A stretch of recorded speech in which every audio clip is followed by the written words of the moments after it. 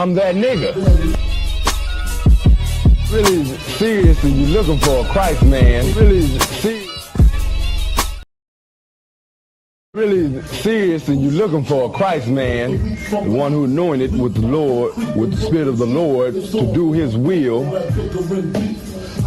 I'm that nigga.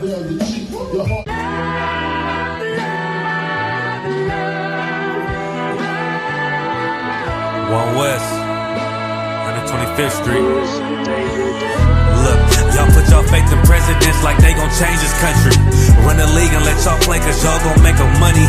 Fuck Obama, he ain't come here on cargo slave ship. What the fuck he do for blacks in his administration? I'm waiting, patient like a saint. Black, Hispanic, Native, they hate your ass the same. Paint Christ in their image, paint you as a slave. God ain't all love, scriptures say he hate. African soul niggas, they know we not the same. School to prison pipeline to get you off the streets. Put you in the cell toilet connected to the sink. Molested as a kid, she prostituted as a teen. The byproduct of Martin Luther King dream.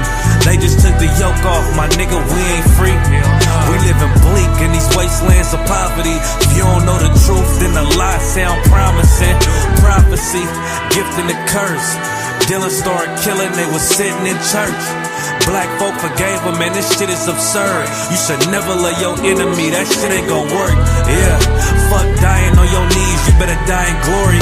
Man, I joined the UPK, taught me the art of warring. I took a nigga life like mine to be recognized. I feel that pain every day, it can't be reconciled. Pops banging, my sister a prostitute. My brother got life, and somehow I still found the truth. War ready, no cowards, no excuse. Fuck reparations, you can't bandage no open wounds. Blood on the leaves, body swing hung from a noose. I was on a run in Nashville when I found the truth. I called the school, classes being held by the shock on my life. I want to be a gangster like a cop. Do this for my brothers, real brotherhood. Everything we do, we got it out this book. My nigga, I can never be no African. UPK the only authorized acronym. I'm passionate about my brothers and sisters. We in hell, I ain't got nothing against them. That's another religion. If it ain't under your honor, ain't me murdered by them and got a hug from your honor. That's the way out for a coward in my observation. They don't fear the Lord, they indoctrinated. Wolves in sheep clothing, Joe Osteen. Real priests bringing back black royalty. One West on my headpiece, rank and order. Can't let them trick me off the streets, I gotta raise my daughter. I got brothers at the border ducking ICE agents. I got the name change, it was life changing. My family thought it was a game, put on all black, they said I was going through a phase. It's more of us in jail than it was slaves. Chose by the Lord, we could never be the same. Soon as they born, the wicked go astray. They left the truth, they wasn't with us anyway. Niggas weak, they just saying anything to be truthful. We don't want no cowards anyway. Look, coronavirus, that's a plague. You don't get too much sleep when you waking up the dead. First camp, I cut off all my dreads. I took an oath when that oil hit my head. Niggas capping like they lids. I'm a priest, I never stick no fork in no pig. I was dead till I found out how to live. This brotherhood taught me how to be a man. I came back to my roots, I had to dig. A couple gaps I had to bridge. I got a rib, I'm married to this work. You wanna serve the Lord, he ain't in the Christian church. Came back to my roots, I had to dig. A couple gaps I had to bridge. I got a rib, I'm married to this work. You wanna serve the Lord, he ain't in the Christian church.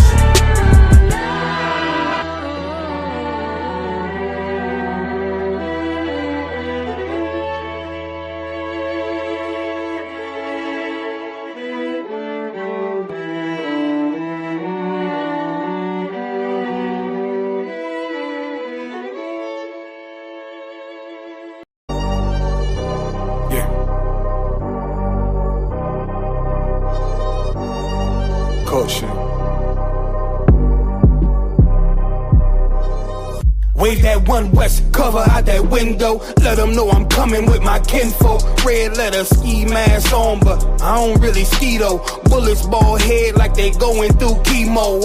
I slide on them Tony Hawk type. Better get your thoughts right. Jumping high on walls, this ain't Fortnite. Red dot, it kinda make it way too easy for a headshot. I put you under wing, it turned into a headlock. I told my niggas think it's time to put the pressure on. You bring that paper, told her throw a little extra on. We go to war and see, I murder one, you murder two, it ain't the same degree.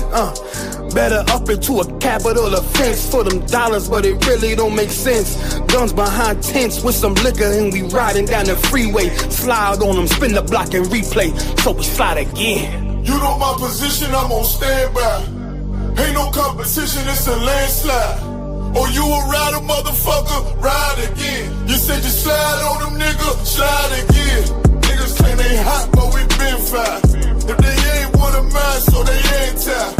Or you a rider, motherfucker, ride again. You said you slide on them, nigga, slide. We got this mapped out. Niggas selling wolf tickets, not living what they rap out. Said he gon' ride, too emotional, he'll crash out. And I ain't boxing, wrestle with this cannon, you gon' tap out. 100 troopers in the building, turn this shit into a blackout. We both come from the mother, why you tryin' to do me dirty? He cut himself off, we let him rock, he ain't worthy. You playing ball courts, throwing number like a jersey. While niggas folded like origami, I kept it sturdy. Told my son he got the blood of a king, he ain't got a word. They gon' cross you like a Christian, it's better to learn this early. They be watching, trying to copy, asking questions, trying to learn me. I ain't in the back and forth if the business don't concern me. Catch the wrath from my anger, I be trying to give a mercy. Ask the angels keep me covered, I'ma slide, they might have heard me. They playing with that fire, get too close, it's gonna burn me. We ain't never looking back, moving forward, it's the journey. You know my position, I'm on standby.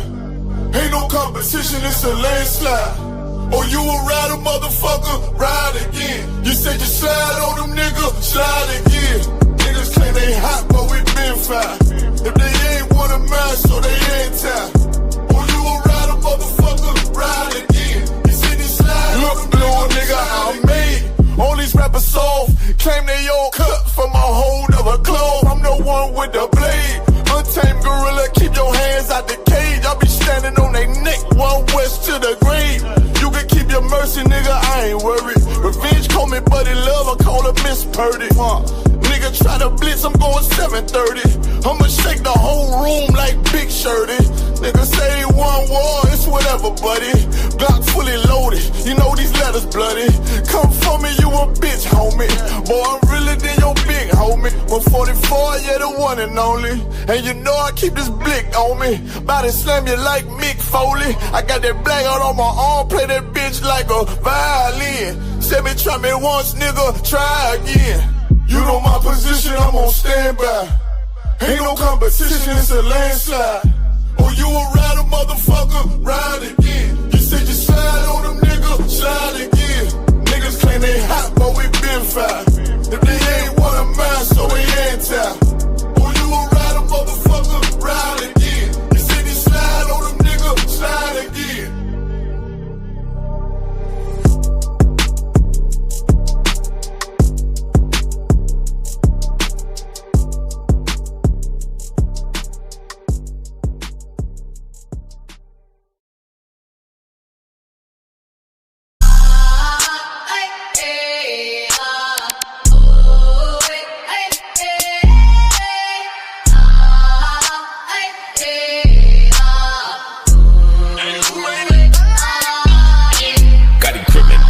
Camp van.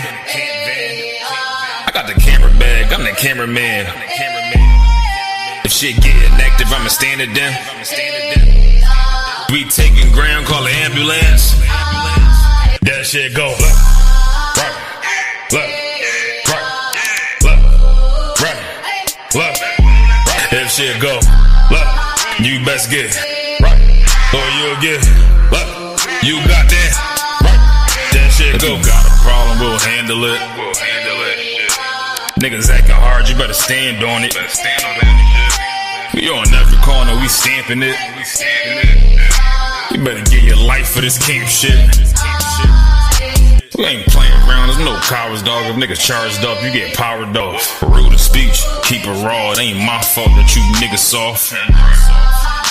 It ain't my fault that these niggas frauds. Ain't my fault that them niggas rats. If your colors fly, you don't get that shit go. Left, right, left, right, left, right, left, right. If shit go left, you best get right, or you'll get left. You goddamn right. That shit go left, right, left, right, left, right, left, right. If shit go left, you best get right, or you'll get left. You goddamn right. That shit go. B-Raw, wanna go to war, gotta hop into the van. Tryna cut the semen, something you don't understand. Getting check from my betterment, better take it like a man. Nigga, how you walk away for camp? If you willing to die, you better be willing to stand. Take a trip around the world, see a bunch of corners held by them UPK niggas. All them UPK niggas go to camp. And I'm on Shamar head hanging out the car. Wonder when I pull up straight to the battlefield. And I'ma make sure niggas make it back home. Say, nigga, what you thought? Whether anything moving, I be on. Gotta remind them, we never like them niggas that you saw. If you hear back up, that'll be your last time to get out the way. The price to pay before. That shit go left. Nah, for real though. Left, left, right, left, right. If shit go left, you best get right, or you'll get left. You goddamn right.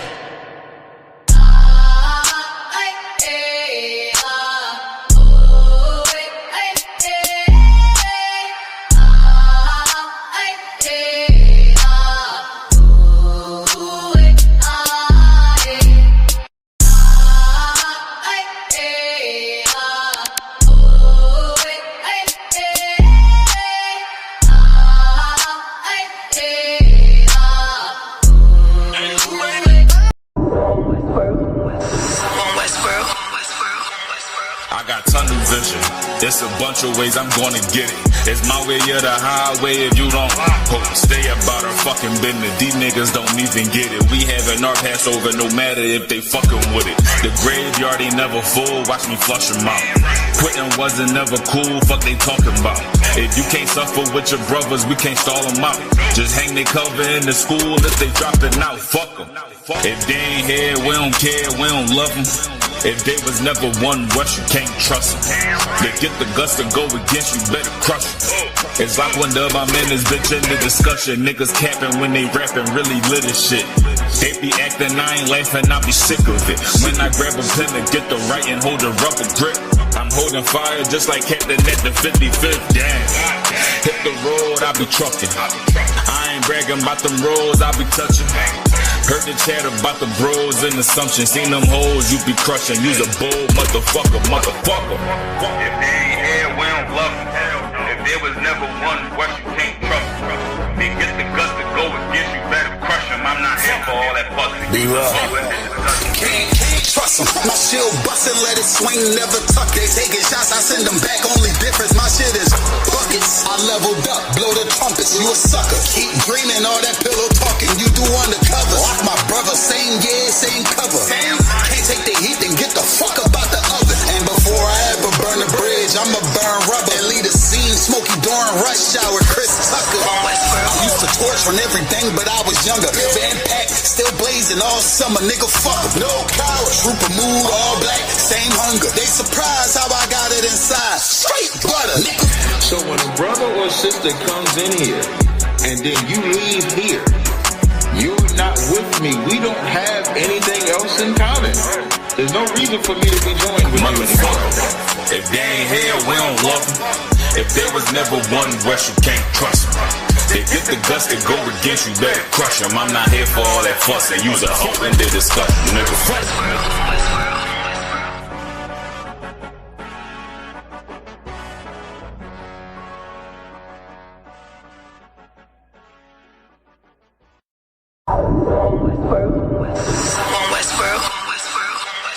I got tunnel vision. There's a bunch of ways I'm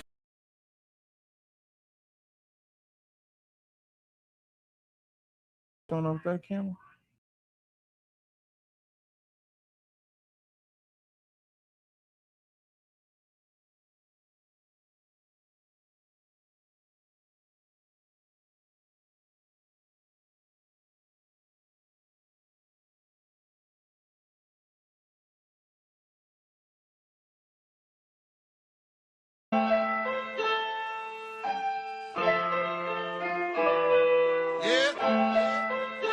Yeah. Cut this out, build a beat up. My title ring bells, I'm quick to put up a fight. Your dark saying is ain't enough, no throwing shade, but they light. You know the shark by the fin, but know the strength by the bite. They talking all damn day, ain't got no dog in the fight. Dry bones in the valley, found the body in the alley. Tuck Balenciaga's too heavy, track it down and follow up a brief second. They want me down, they want me broke, they want me keep stressing. My man smoking on that dope, he said he sleep better. I'm trying to knock this lid off, I go through each level. There's no response ahead, now to make her feel special. You go against me, I push back cause I don't feel pressure. This ain't a gimmick, I'm about business. I'll get that. You can center that. A little borderline. Live. Yeah, we live. Clap it up. I'm gonna leave you alone. I ain't gonna bother you. But if we could center the camera a little bit, I would greatly appreciate it. At least the camera could get set up. You think that could get centered? Hey. Gee, no matter, bro. No, I would move the laptop out the way. You should have said something, man. You got what they call that tactical command. You know what that is? Yes, sir. Oh, okay. Yeah, utilize your tactical command hood. All right, let's clap it up for clap. What is that noise? The Rock, you got to turn that phone. You got to turn that down. Let's clap it up for class on the scripture breakdown. Can you tell? Yeah, get him to turn that thing down. Or, I am covering for Jenna Hyman for Thursday scripture breakdown class. I think we titled this "Charlie Kirk and His Token Officer Tatum." Black people were better off during Jim Crow. I saw Officer Tatum. I don't know nobody that is like Officer Tatum. I don't know nobody that that has the hatred for black people like he does. I believe he has a white wife, right? Definitely. Yeah. Confirm that for me if you could. Yes, sir. Uh-huh. Yeah. Yeah. Yeah, Officer Tatum is a black man. Officer Tatum is a black man that was asked by a white man and said, now he said Charlie Kirk said that we was better off during slavery. And Officer Tatum said yes. Then Officer Tatum says, well, Charlie didn't say it like that. He said we was better off right after slavery.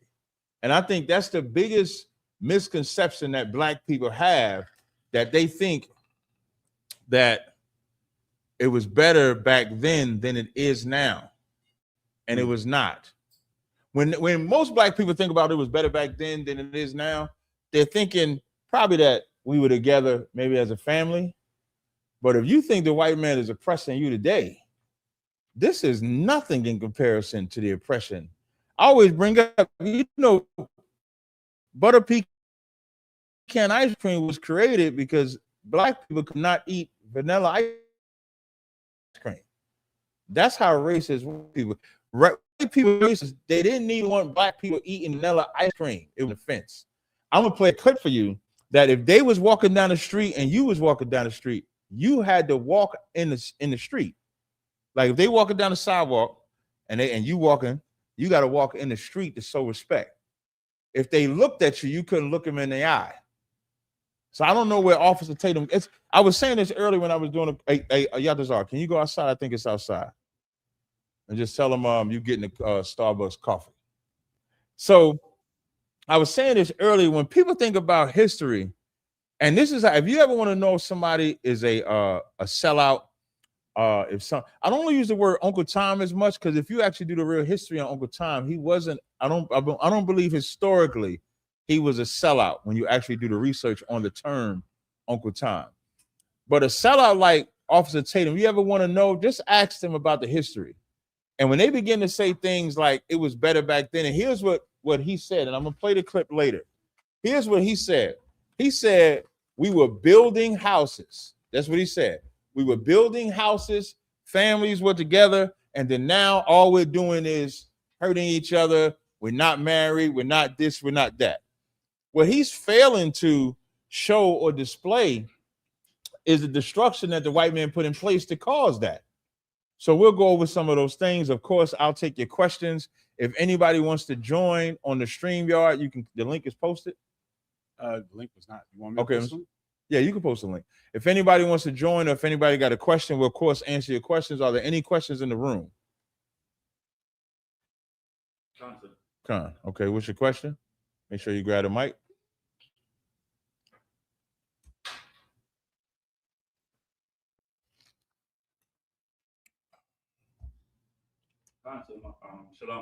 Hey, Shalom.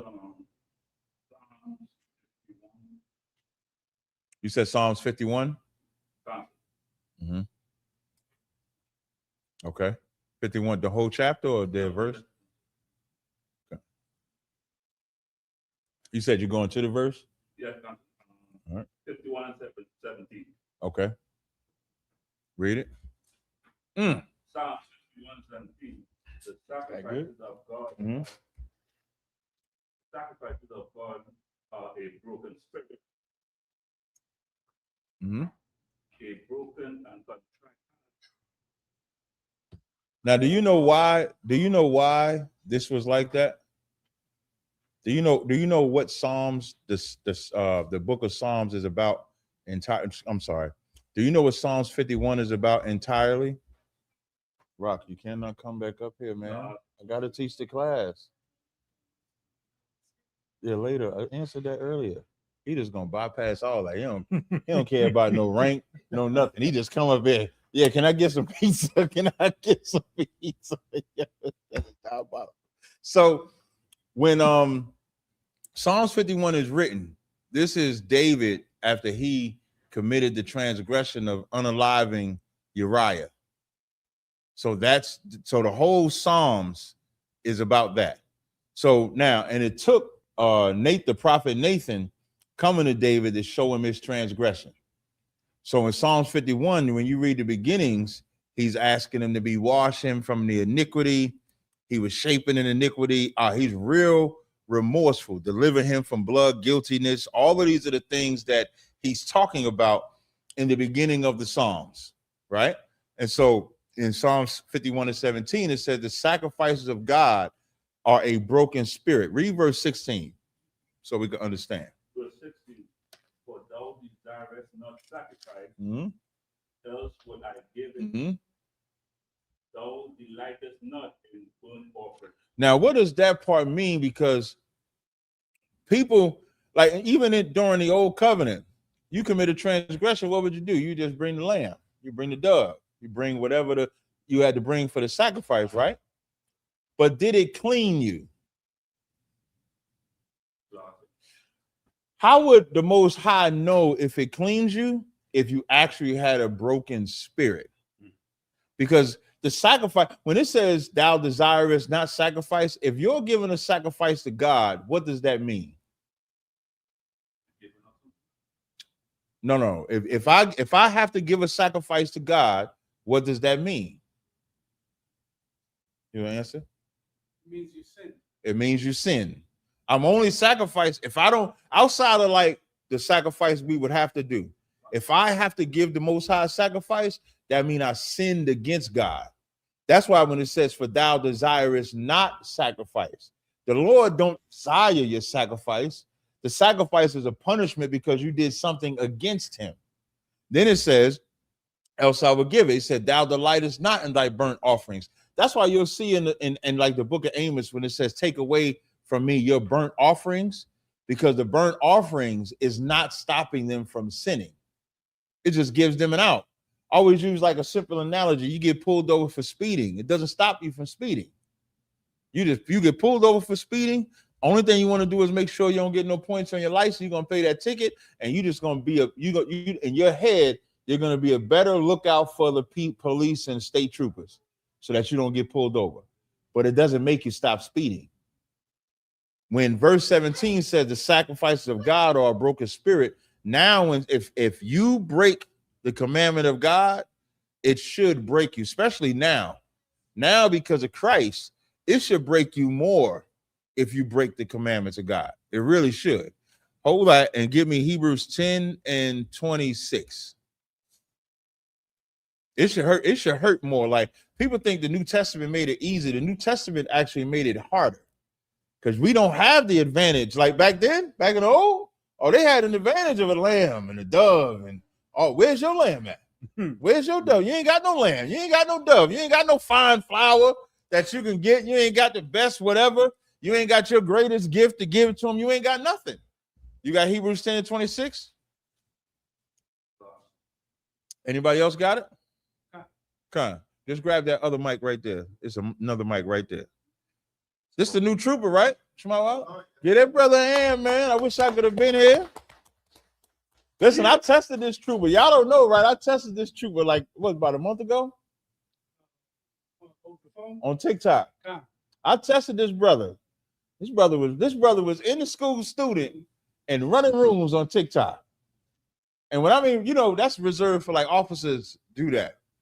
And so I remember somebody telling me that the brother was running the room, and I'm like, well, he ain't in the school. Yes, he is. He's a student in the school.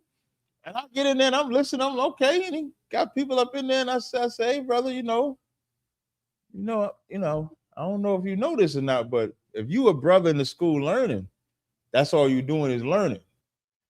You can't have that TikTok room no more. And the brother gave it with no problem whatsoever. And I was actually impressed by that, because coming from the world, a lot of people won't come in here because of whatever they're doing currently out there. Meaning, if they know they're Israelite already and they got their little YouTube following, TikTok following, they can have 2 followers. That's all they need. They go live, they got 2 people listening. Them 2 people listening makes them say, I ain't coming to UPK, I got followers. That's they camp. You know how many niggas thought they had a clubhouse camp? And them niggas is gone now. All them niggas is gone now. All of them. Don't get me started on the lesbian they let sneak in the group. Y'all just saw they let a whole lesbian with a dildo sneak in and pretend to be a man and lead their group. So what you did, brother, was amazing to do in this day and age where everything is social media, everything is the internet, and you gave that up for the truth. So that's commendable, brother. I appreciate it. Most All right. All right. Okay, you got the Hebrews 10:26? Come. I'm gonna give you with a spirit of what Psalms 51:17, how we should be. Keep going. Hebrews chapter 10. I'm sorry, Slacker. And you keep yourself at Psalms 51:17, because I'm gonna have you read a part of that. Hebrews chapter 10, verse 26. For if we sin willfully, after that we have received the knowledge of the truth, there remaineth no more sacrifice for sins. That's why it cracked me up when Christians say God loves the sin and he hates the sin. Because this verse just said there is no more sacrifice for sins. So now what that means, what you have to do is you have to go into that law, see what the law say, and stop doing it. Stop breaking it. Because Christ didn't die for you to habitually disobey. That's not what he died for. Then it says there remaineth no more sacrifice for sins. Keep going. But a certain fearful looking for of judgment and fiery indignation. So now, this is what you should look for. A fearful looking for judgment and fiery indignation. Read that verse you had, Psalm 51:17.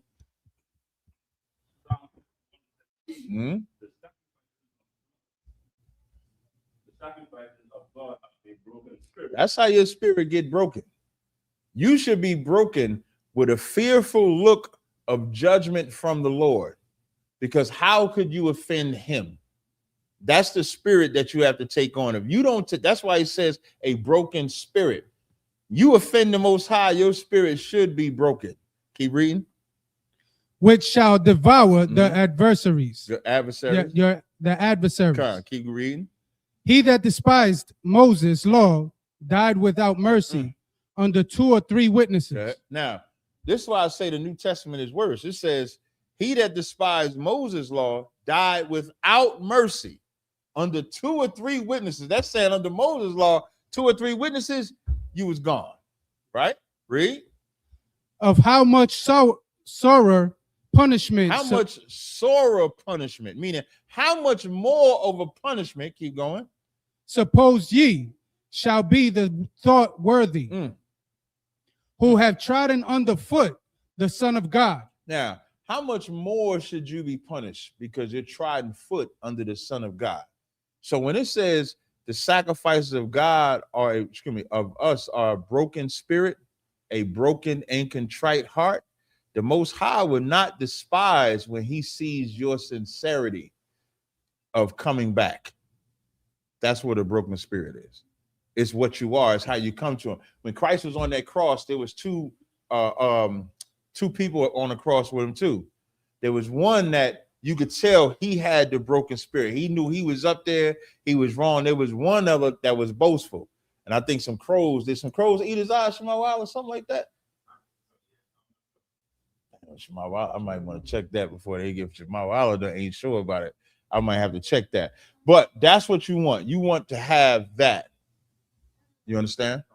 Okay. I'll take the next question. Somebody asked on topic, why was the Most High so patient with David? Was the Most High patient with David? That's a question. I would love to know. Was the Most High patient with David? Did y'all see what the Lord did to David? I don't know about the Most High being patient with David. The Lord made a promise to David, said his seed would sit on the throne. Who could not sit on the throne? I'm sorry, who could not build the temple? Yeah. Why couldn't David build the temple? Because of all the blood on his hand. Because he had too much blood on his hand. I don't know. And with the transgressions that David committed, what was his judgment? Anybody know? A little more than that. So now, first the child gets unalived, but a little bit more than that. What else was the judgment? Blood would be in the house of David. That's when you see David's David's son, as say his own sister. Like, I don't know, like patience. I think he has patience with us all, but the house of David went through hell. You just look it up. If you go to Second Samuel? 2 Samuel. Give me 1 second. I'm gonna have him read this right after he took Bathsheba. Go to 2 Samuel 12 and go to 2 Samuel 12 and 10. I'm sorry, 12 and 9. Now, to give you the backdrop on it, this is what I was saying earlier about what Psalms 51 is about. This is when Nathan goes to David to tell him how wrong he was for unaliving Uriah and taking his wife. David being king, nobody dared step to him except the prophet of God. So now when David tries to repent, I want you to read 2 Samuel 12 and 9, if somebody can read that for me. 2 Samuel 12 and 9. Wherefore hast thou despised the commandment of the Lord to do evil in his sight? So he didn't have a broken spirit up. He learned about what a broken spirit meant after this, but he didn't have a broken spirit. Read. Thou hast killed Uriah the Hittite with the sword, and hast taken his wife to be thy wife, and hast slain him with the sword of the children of Ammon. Read verse 10. Now therefore the sword shall never depart from thine house, because thou hast despised me. So I don't know about that patient. He said the sword shall never depart from thine house. Keep going. And has taken, because thou hast despised me, and hast taken the wife of Uriah the Hittite to be thy wife. Keep going. Thus saith the Lord, behold, I will raise up evil against thee out of thine own house, and I will take thy wives before thine eyes, and give them unto thy neighbor, and he shall lie with thy wives in the sight of this sun. For thou didst it secretly, but I will do this thing before all Israel and before the sun. This is how I would talk to David. So I don't know if I would say patient, but he did make a promise to David. David is a man after. Why is David? David is called a man after the Lord's own heart. Why? Oh, I thought you had that. If y'all gonna speak, just always make sure you grab the mic for the audience sake. So, like you said, because he repented. No, that ain't why he's a man after the Lord's own heart. Anybody know? Y'all know the scripture that says I think it's in the book of Acts where it calls him a man after the Lord's heart. Let's see if I can find it for you.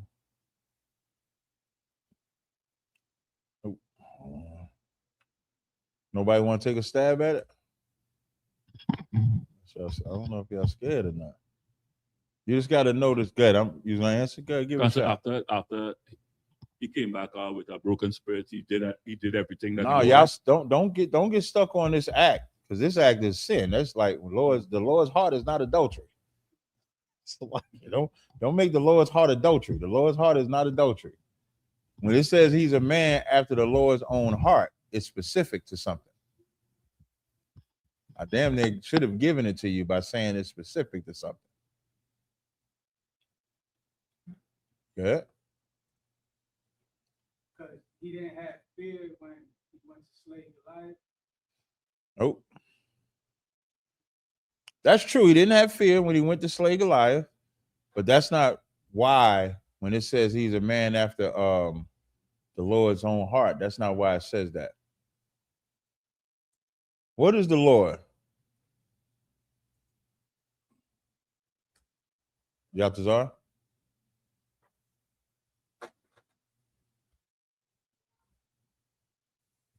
The second question answer or either one? Yeah. Okay. So basically, because David, he was a warrior. He was a man of war, and the scripture says that the Lord is a man of war. That's the first part. And David loved Israel. David fought to unite Israel, fought against Israel, but he didn't fight against Israel to keep Israel apart. That's what people don't understand about us today. People think we fight against Israel. Talk about ISUPK. They swear we fight against Israel to keep us apart. And then they see all the nonsense that take place in Israel, and they wonder why we fighting against Israel. It's because those are all the bastard kids that just don't want to be united. David didn't want Benjamin, Judah, Ephraim, and all them divided. He wanted them together. God wanted them together. And under Saul, they wouldn't have been together. Under David, they were together. Israel was a united monarchy under David to Solomon until Solomon decided to sleep with white women. You understand? That's a man after the Most High's heart, being about warfare and being about this nation. That's ISUPK as well. All right. I'll take the next question. Sir, shout out to the new member, Pour la France. All right. And we got a question from Colleen. Before they in the room. They're right there. Almost high. Oh man. Top is like he don't play when he at. Top is like, where did it come from the fourth dimension? Hey, shalom, sir. What's going on? Shalom in Christ, sir. Salakia. My question, I don't want to read it because it's like a long story. I just want if you could just kind of give like a summary or the breakdown of the brother. It's in 1 Kings 13. The brother goes to the king because of some idolatry. He prophesies to the king. The king orders him to get like arrested. His arm shrivels up. And then the king asks him to heal him. He prays, his arm gets healed. And he asks him to stay to eat. He says, "No, I can't eat in this land. I was charged not to eat." He leaves, and an older prophet in the land hears about him. And then he goes to holler at him and invites him back to the house. He eats food with the older prophet. You forgetting one part about that. You leaving out one important part about that with the old prophet. Okay. From what I mean, all I remember is the old prophet was like, "Come eat with me." And then the prophet told him, "I was told I can't eat here. I have to go." And the prophet says to him, "Well, the Lord told me to have you come back to the house." And then he goes with him. And then when he sits down to eat, the old prophet was like, he prophesied to him and was like, "You disobeyed the Lord. And the moment you leave out of here, you're going to die." Hey, grab 1 Kings 13. Somebody grab 1 Kings 13 and 18. There's a key part to that. And this story, what's your question on it? My question is you know, like in the school, we got the thing about following the last order, right? Right. I'm really trying to understand, I guess the dynamic between one prophet and another, and like the authority, I guess. I'm about to show you the difference between this old prophet and us. You about to see it right now. Come on, what concert? 1 Kings 13 and 18. 1 Kings 13 and 18. He said unto him, "I am a prophet also as thou art, and an angel spake unto me by the word of the Lord." Don't that sound glorious? This is the fake Israelites say, man, we all prophets, man. We all priests, man. We be out here teaching. The Lord set me up too. Listen, them Genesis niggas, the Lord set them up, didn't he? Set that nigga up for his wife to get the recording, right? But now, so it says the Lord sent me. Keep reading. And an angel spake unto me by the word of the Lord, saying, bring him back with thee into thine house, that he may eat bread and drink water. But he lied unto him. You hear that, Tabazar? Con Wakan, sir. That prophet lied unto him. Now, would that prophet be an ISUPK? La, sir. But that would be a Christian, a Muslim, some Israelite not in this school. You get an order from Captain Yatazak down there, and one of them come and say, hey, before you go do that, the Lord told me this message, and then you listen to him. That's the equivalent. Because in the school, like you said, you follow the last order. So let's say if I gave you an order to do, Yatazak comes and give you an order that is different than mine, what would you do? Con Wakan, sir, I would tell Captain Yatazak, I would say Con Wakan to do the order, but I would say Captain Dazariak told me to do this. But I would follow the order of Captain Yatazak. And what would Yatazak do after you told him I gave you an order? He would either say do what Captain Dazariak said, or he'd say no sweat, I'll deal with that. But more than likely, he would say do what Captain Dazariak said. Dazariak said, yeah, Con Wakan, sir. Because that's what we doing here. We don't supersede somebody. How many times have you been told something and they be like, well, General Hyman said this, or Captain Mashak said this, or Captain Gadal said this, and you be like, okay, Khan, go ahead and do the order. Because that's what we're doing here. In this instance, he was told to leave. And when you actually read up some in this story, when that old man sees about him, in verse 11, it says, now there dwelt an old prophet in Bethel, and his sons came and told him all the works of the man of God that day in Bethel. Now, when it say old prophet, that's one of them old washed up ass niggas that probably used to be something, fell out the truth, and now think he still got that same power. And when he hear the works of this brother, he wants that brother to come a part of him. And here's another lesson. When men come to you privately that you don't know, you better look at it real wise about what they're asking you, because it's going to sound good. A demon or unclean spirit is never going to come to you and reveal what their plan is. Like that prophet didn't tell him he was a liar. That prophet said the angel of the Lord. Don't let the Old Testament Israelites, did he say thus saith the Lord? That's God. If it says thus saith the Lord, that's God. And so the words that he said seduced him. And we got to make sure that we don't let words that are said seduce us. That's the lesson in that, because he lost his life because he listened to something outside of the truth. Concert, the water. I in the bar. Was that it? Concert, the water. Yadazar, you said you had a question?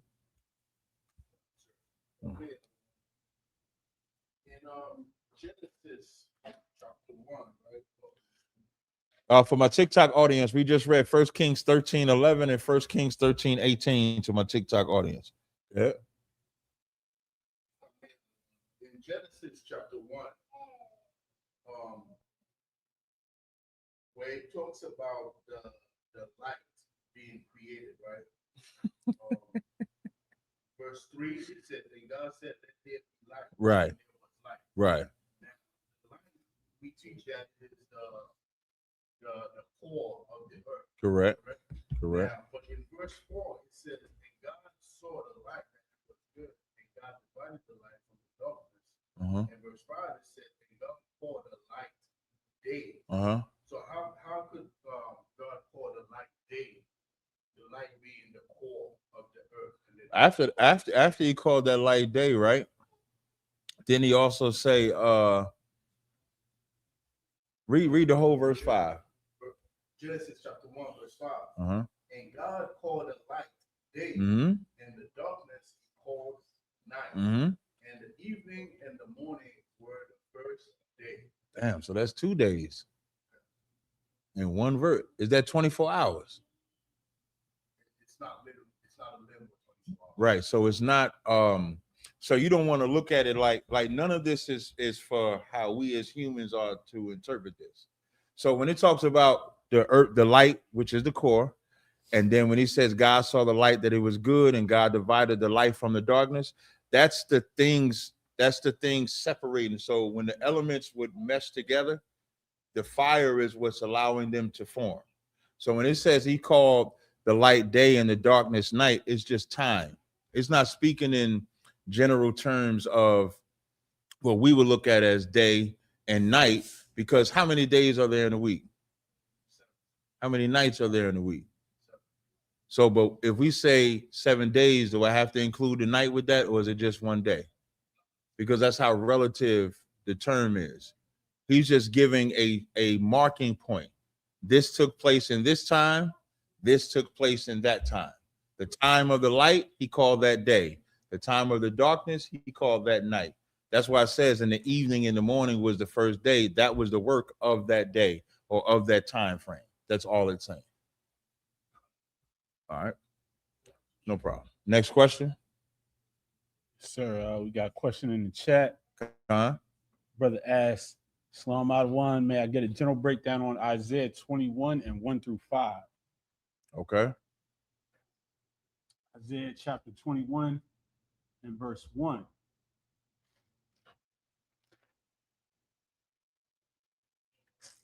The burden of the desert of the sea, as whirlwinds in the south pass through, so it cometh from the desert, from a terrible land. A grievous vision is declared unto me. The treacherous dealer dealeth treacherously, and the spoiler spoileth. Go up, O Elam, besiege, O Media. All the sighing thereof have I made to cease. Now, this is about the fall of Babylon, which is what this is prophesying about.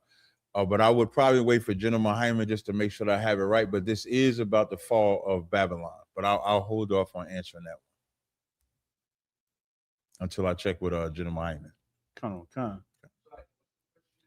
He wanted to break the general breakdown Isaiah 21, 1 through 5. We got Montreal with a question. All right, Montreal, you there? Shalom, Adawan, Yabashim Shabakatah. Yabashim Shabakatah. Salak, if I could, sir, it's just a general breakdown about Genesis 2 and 21. I forgot what's the breakdown about. Well, I'm going to read it, but specifically about the deep sleep of Adam, but just a general breakdown. Genesis chapter 2, verse 21. Salak, sir? No, I said Khan. I just said Khan. Kawakan Saran. Genesis chapter 2, verse 21. And the Lord God caused a deep sleep to fall upon Adam, and he slept. And he took one of his ribs and closed up the flesh instead thereof. And you want to know what the deep sleep is? Kawakan, that's the specific of the question, other one. Before I read the verse, right? About sleep. Do we use that today? How would you say that today? About sleep. Like I'm from like Jersey. We would say you sleeping on me. Right? You ever heard that term, you sleeping on me? Kawakan, sir.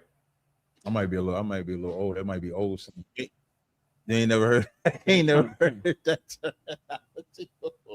So I'll give you to go to Isaiah 29, and I think it's verse 10. No, so now for people to understand, I'm listening. I can hear you fine. Kawakan, I think there's a delay. I said Kawakan, so I heard of that term before, Adawan. Okay, Khan. So he's got a little bit of he got a little delay. Okay, no sweat. So that's what the sleep is. The sleep is being unaware. No different than when we say the walking dead. When Christ made that statement, let the dead bury the dead, who is he talking about?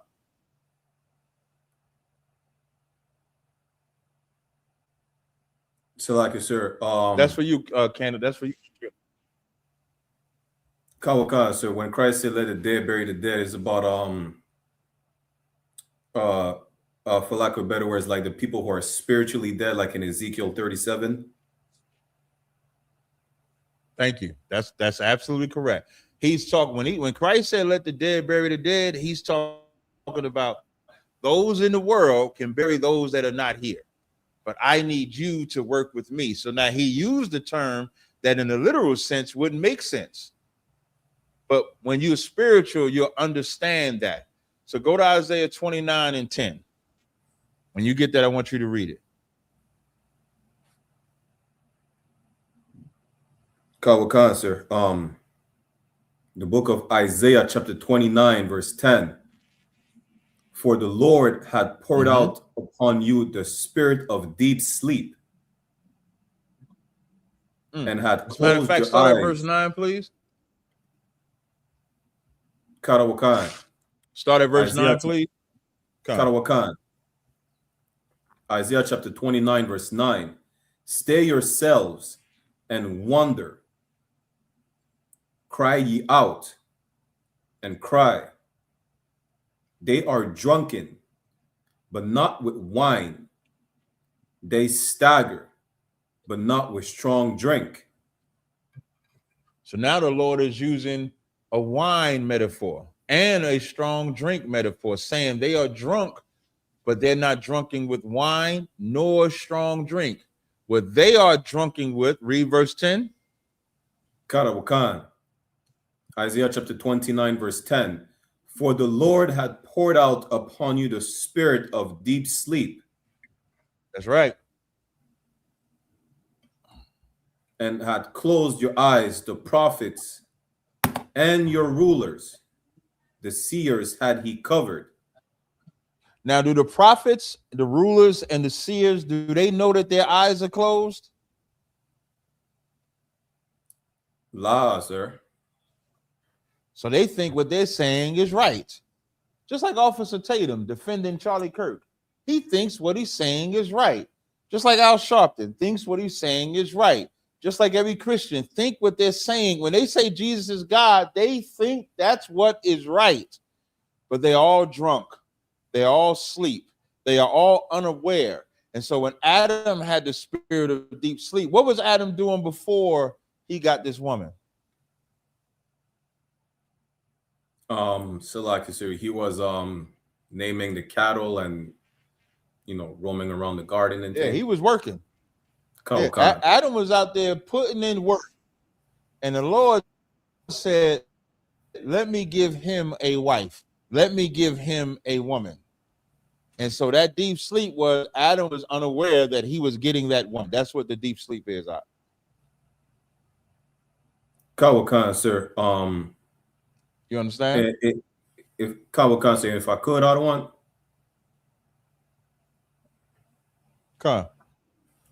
Can you also break down on the one Salakia, the second part about, and he took one of his ribs and closed up the flesh instead thereof? I'm glad you asked that question. The flesh is his family. When you go further, when Adam calls Eve his flesh and his bone, right? That's in verse 23. That's what we say to this day. That's my blood. That's my flesh. That's my family. I can show you that in the Bible. Go to Genesis 29. You're going to go to two scriptures. Go to Genesis 29 and 11 and 2 Samuel 5 and 1. Famous shout out to Famous Smoke on TikTok when he said, that's my people. That's correct. Your flesh is all you can marry. This is the proof that you had to marry within your tribe even back then, or within your race even back then. It was never permitted to marry outside of your race. You got the verse? Kawakasa, this is the book of Genesis chapter 29 verse 11. And Jacob kissed Rachel and lifted up his voice and wept. Drop down to 14. Karawakan. Genesis chapter 29 verse 14. And Laban said unto him, and Laban said to him, surely thou art my bone and my flesh. And he abode with him. Surely thou art my bone and my flesh. because Jacob was Laban's nephew. And Jacob's parents knew that the Lord closed up the flesh even after the flood. So they did not want Esau marrying out of their flesh. When Esau did it, they was disheartened. They made sure Jacob was sent to their flesh. So Jacob was sent to his uncle and married his cousins. That's what Jacob did. Now go to 2 Samuel 5:1. Khan. This is the book of 2 Samuel, chapter 5, verse 1. Then came all the tribes of Israel to David unto Hebron, and spake, saying, Behold, we are thy bone and thy flesh. We are what? We are thy bone and thy flesh. Yeah, that's all 12. It says all the tribes. So all 12 tribes of Israel said, we are thy bone and thy flesh. So Eve was Adam's family, or was Adam's tribe. Now it says closed up the flesh. When they closed up the flesh, what Adam knew is that getting with someone from his tribe, he learned that he's not to get nobody outside of his flesh, which is what we are supposed to do to this day. You understand?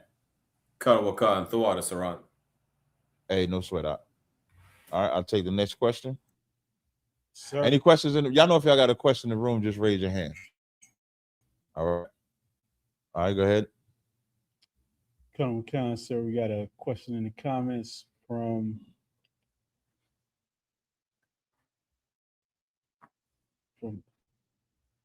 Sir from C to David Israel asked, basically, what percentage of people in Africa would still be Israelites today? And why do y'all love Africa? There's a couple of Africa questions. Like, what is the obsession?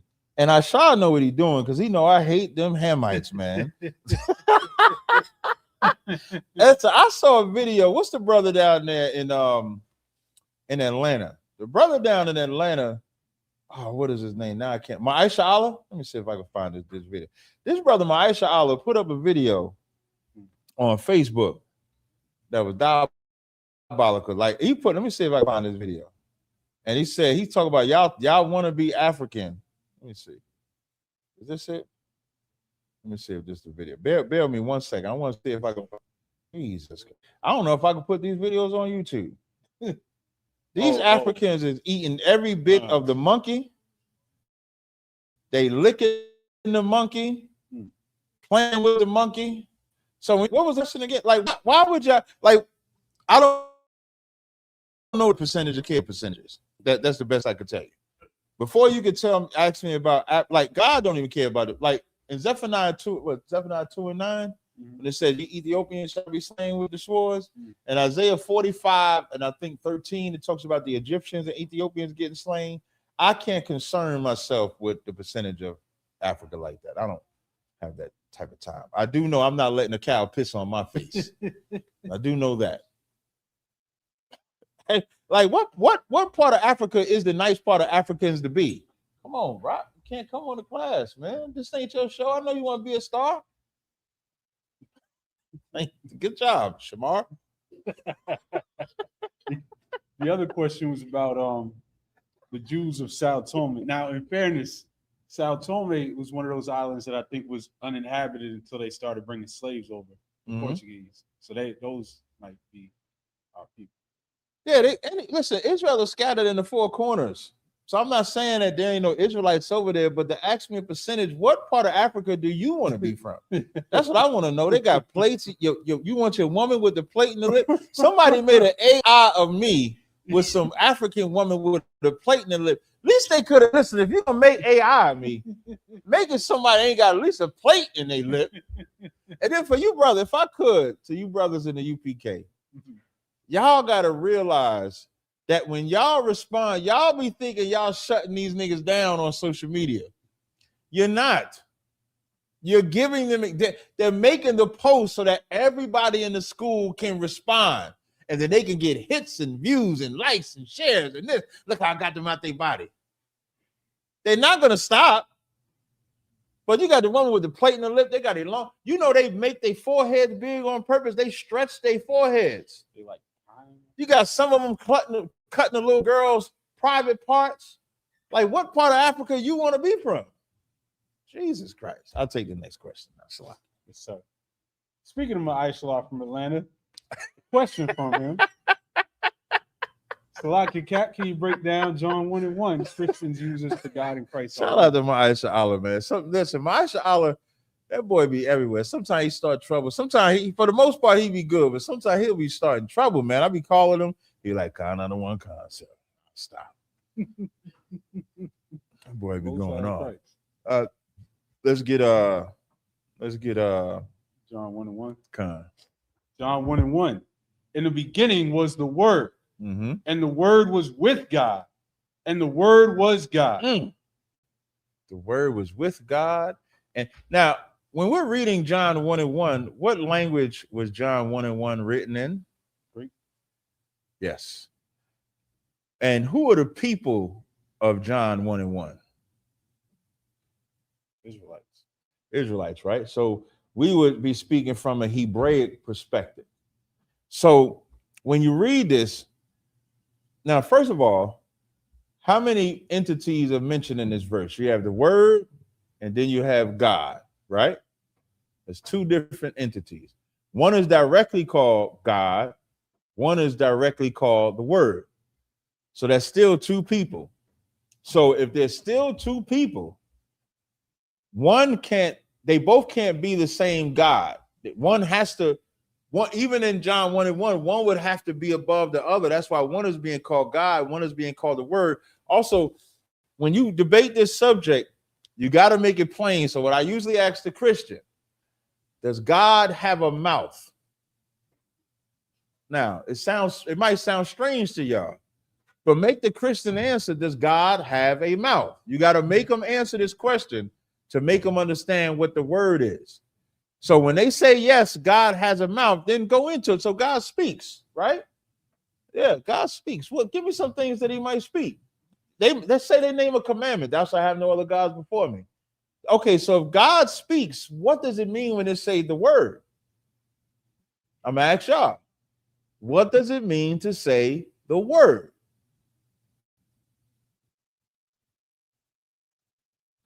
He speaks what God wants him to speak. Thank you.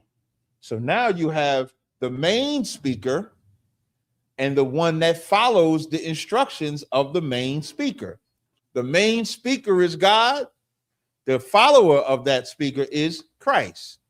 That's important to understand this. So the reason why I brought up the Hebrew part is because when it says in the beginning was the Word and his word was with God and the word was God, because the Greek doesn't differentiate the words. So like Lord, for example, you'll see Lord in reference to, in the New Testament, Lord can reference a man, Lord can reference Christ, Lord can reference God, and it's all the same word. In Hebrew, you will see differences. In Hebrew, you might see Elohim one spot, you might see Yahweh one spot, you might see Adonai one spot, but you'll see a difference. You might even see Adawan in a spot for Lord, because there is a difference. So when it says in the beginning was the word, and the word was with God, and the word was God, is just as simple as this. In the beginning was Yahushua, and Yahushua was with power. And Yahushua was with Yahweh, and Yahushua was power. That's exactly how that is. And there's a biblical break. I want to give y'all the smart way to break this down. I hate this Chat GPT because I have this. There's a definitive article. Now this might sound intelligent to y'all. Sometimes I do be intelligent. You know, don't hold me to my intelligence. But there's something called a definite article in Greek, right? And when you look this up in a definite article, if I find it for you before class over, I'll read it verbatim. So when it says in the beginning was the word, the makes the word a definite article. And the word was with God, definite article. And the word was God, not a definite article. So in the Greek, it would actually be reversed. It would say, and God was the word, talk about his power, not talking about him actually being God.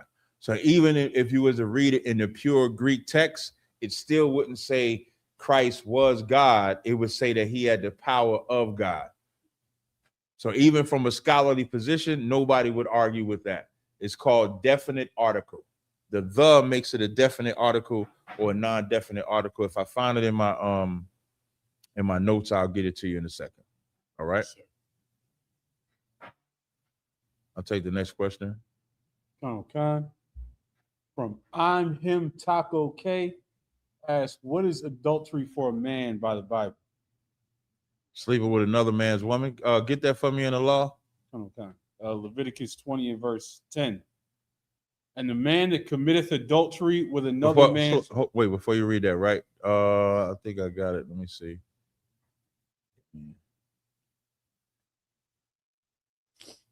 Hold on one second. I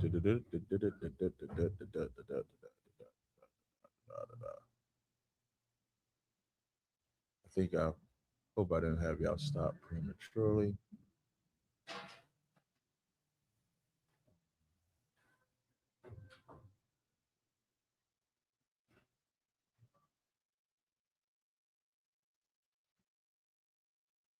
Okay, so I'm gonna read this for y'all so you can understand. I'm trying to get to the top of it. So this is John 1:1 in the Greek. In the breakdown, it says, in the beginning was the Word, and the Word was with the God, and God was the Word. The key issue is how the word God is used in each clause.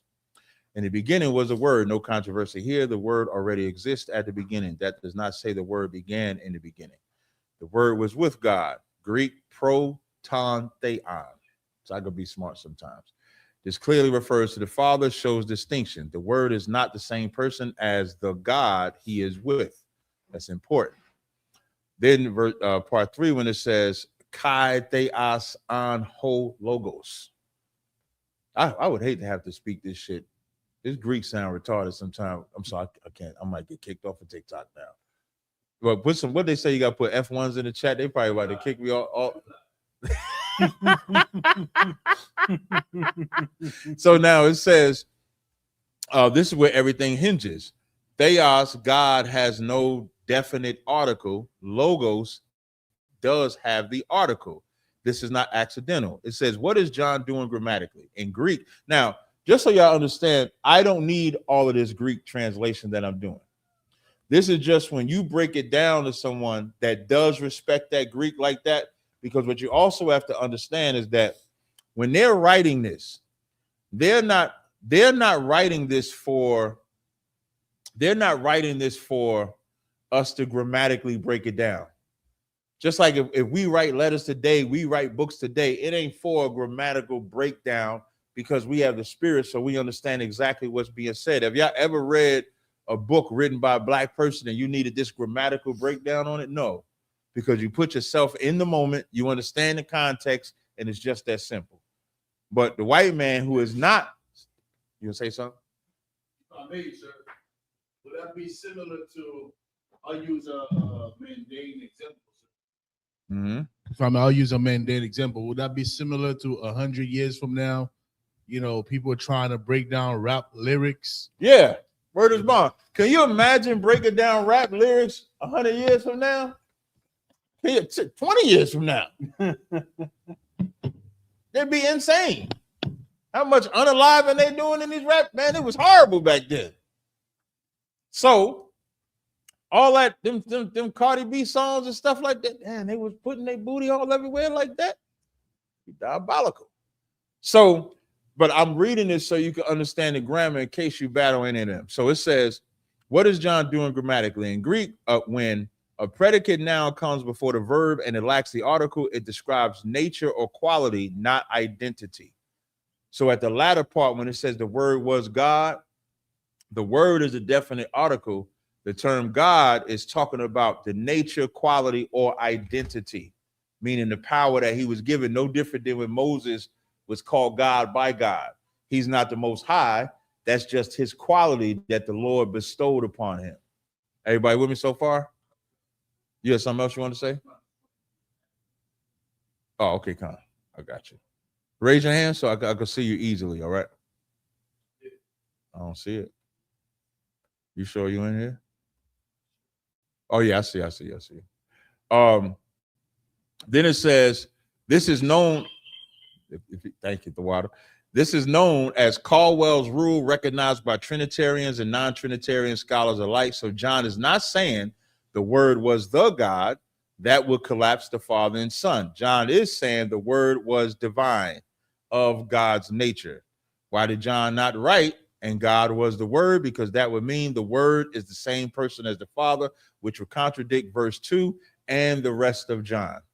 So that should break down to John. Yeah, I got good. I'll share it with you. I did a simple chat GPT search on it, but I'll share it to you. No sweat out. All right. I'll take the adultery one you was reading. Oh, come on. Leviticus 20 and 10. And the man that committeth adultery with another man's wife. With what? With another man's wife. That's adultery. So yes, a man can have more than one woman, but a man cannot have another man's woman. That is what adultery is by that standard. To answer that question. Yes, sir. From Sahara, ask in Lamentations 4 and 7, the Nazarites are described as being ruddy. And in Genesis 25:25, Esau is described as being red. Since red and ruddy have the same root word, are Esau and Nazarites the same color? Was that a white person that asked that question? Ask them if they're Edomite. Let's see if Sahara answers. Yeah, ask if Sahara is a white woman. Ask her who her daddy is. That might be a white woman. Boy, some y'all kill me. Why do you think Genesis uses red for Esau, but in Lamentations it uses ruddy? Anybody know? It's the same root word. Sure, because word can have different meanings. Because words have different meanings. This is when you're either going to be, if I say, it's so simple to use. If I say I'm going out with my dogs tonight, it's the same word. If I say I'm walking my dogs in the morning, that's the same word. So why would I call an animal a dog and a human a dog? Why would I do that? Why wouldn't I just use a different word for humans that I use for animals? Because I don't have to. So when it's talking about them being ruddy, the Nazarites being described as being ruddy, it's talking about their beauty. Esther was called ruddy. It was talking about her beauty. David was called ruddy. It was talking about his handsomeness. When it was talking about Esau, it was just talking about him being a red bastard. So it can be the same word, but the context. Black people ain't never took one word and just let it have one meaning. Good. Especially in New York, you good? You know what you good means in New York? About 25 different things. I slam you on the ground. You good? Meaning you want some more of this shit? I give you some money. You good? Is that enough? You intimate with your woman. You good? You satisfied? You good? You okay? You good have so many same words. YOUGOOD. The same exact words, but multiple meanings, because that's what we are. We're not the white man that needs a word for everything. They need there and there.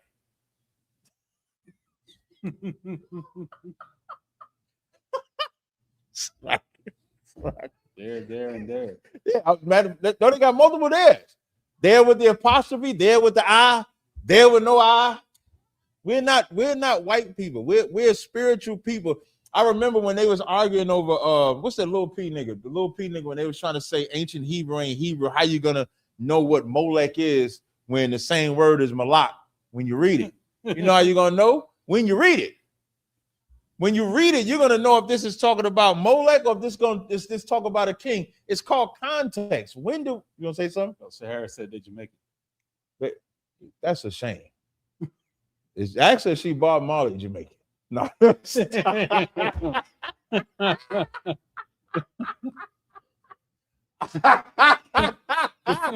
Somebody said what they call them coolies, right? You know they call them coolies? She might be one of them coolie Jamaicans, man. I don't know. I don't know. Somebody said I would have bet my car Sahara was an Edomite. Right, same word with bad. I don't know no word that has one meaning. So you know what a red cow is? You know what color that red cow is?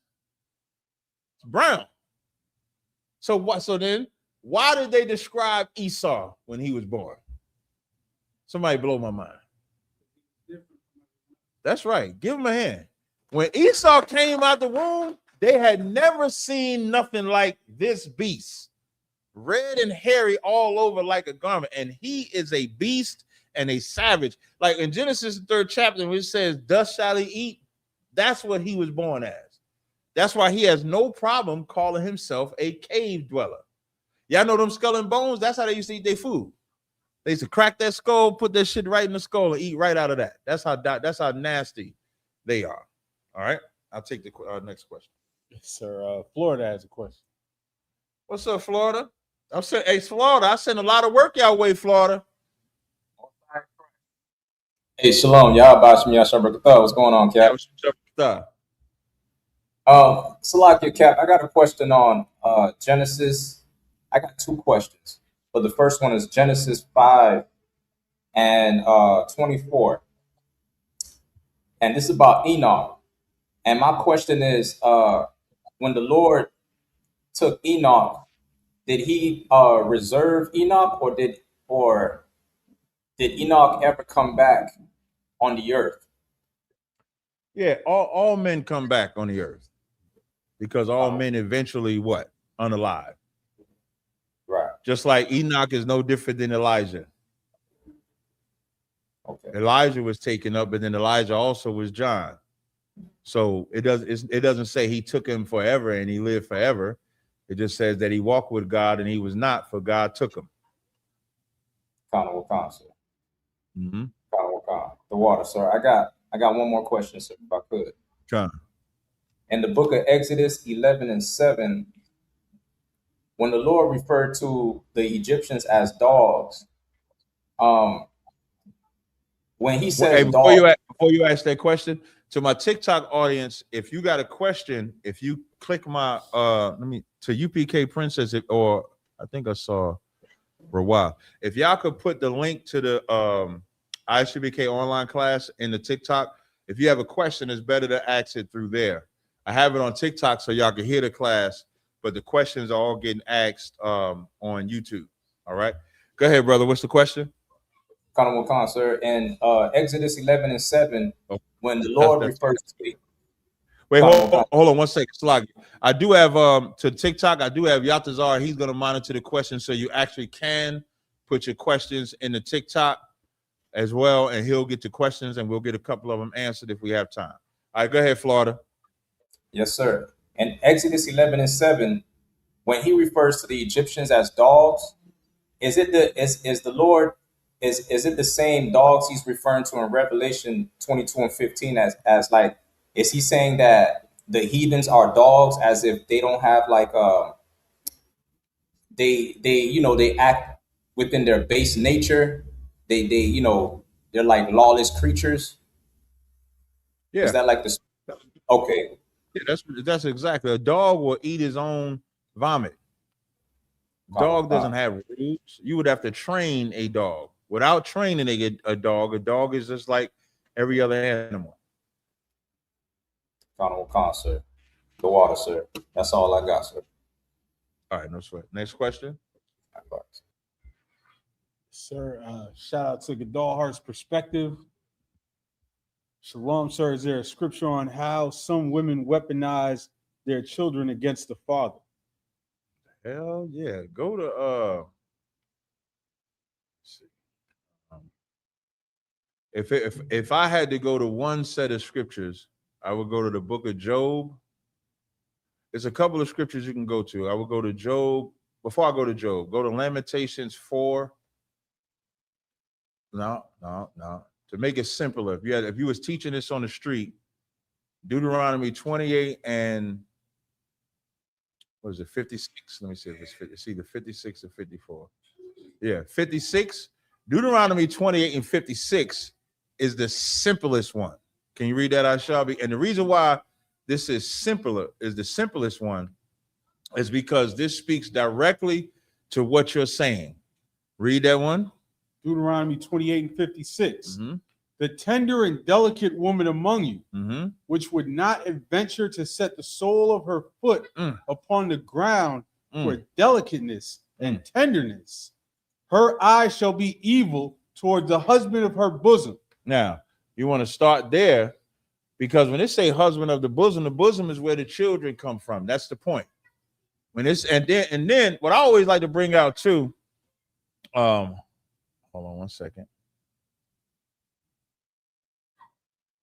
When I like to bring this one out because it says read that beginning part, the tender and delicate woman. The tender and delicate woman among you. So if you ain't treated tender and delicate, that's your fault. Because that's how you used to get treated. You used to get treated. And keep reading. Which would not adventure to set the sole of her foot upon the ground for delicateness and that's how tender them toes was. Wouldn't even touch the ground for tenderness and delicateness. Go ahead. Go ahead. Oh, he jumped up with the toe. Nah.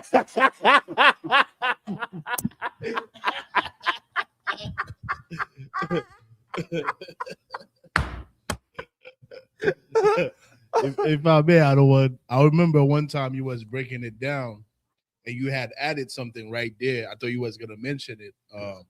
What you said is that a lot of time what we miss is why they didn't put, their toes on the ground is because the men treated them that way. Yeah, that's how we treated them, right? So we treated them with there was a way that a man treated his woman that was way better than what it is now. And let me tell you something. During slavery, black men and women treated each other a lot fairer, a lot better. What I mean by that is that term jumping the broom is because that man still wanted to marry his woman in oppression. So much so that they didn't want the slave master to know, because of course, if they know you married, they're either dividing, sleeping with her so that they can defile her to make the husband even more mad. So they would have the jump in the broom to even have that ceremony of marriage, which is how diabolical it is to tell me that slavery or post-slavery was better than it is now, because you can actually marry your woman, even by Esau standards, you can actually marry your woman, whereas back then you could not publicly marry your woman, but they still wanted to do it because that's how we would treat that woman. But now in today's time, read after the delicateness and tenderness. Her eye shall be evil towards the husband of her bosom. I said this in a class I said this, I think, on TikTok the other day. Almost every woman is suspicious of their man, even if she's the only one. This ain't and for you fellas that have more than one woman, your woman's, it ain't even about having more than one woman. A woman just has to fight the temptation of just always being suspicious. It's almost in her innate nature. And we all have that. If I was talking about men, this is another thing you have to do. Whenever you talk about women, women will accept it if you occasionally throw some shit or some dirt on men at the same time, because women can't handle them hearing, well, I gotta get the check, and men niggas do some shit too. They gotta hear something like that. But we ain't talk about men today. The question is about women. And women have to fight that base nature of suspicion. I told that TikToker, I said, I expect all my women to be suspicious of me. I expect it. It just comes with the territory. As long as they don't trust another man over me, I'm fine. That's damn near where you have to go with it, because that's how evil her eye can be towards you. And that's what this place can be. That's what disobedience to the Most High can be. It'll make you suspicious even of the man that you opened your legs to. Just think about that. To Gadal's question, it says they weaponize their children against their father. In order for her to have children by him, she had to open her legs to him. So she wasn't suspicious about him enough to stop him from having sex with her. But now she is suspicious with him after having children, after nurturing 9 months, and now if they break up, whatever it may be, now she has that against him. But she never thought about that when she was so filled with lust, though. She never had that. Keep going. And towards her son.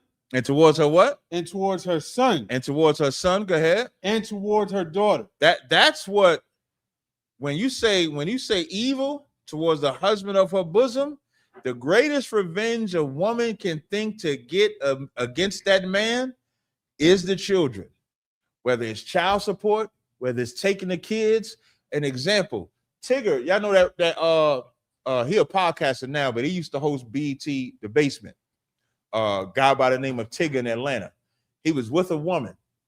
The woman put some video out, said Tigger was abusing her.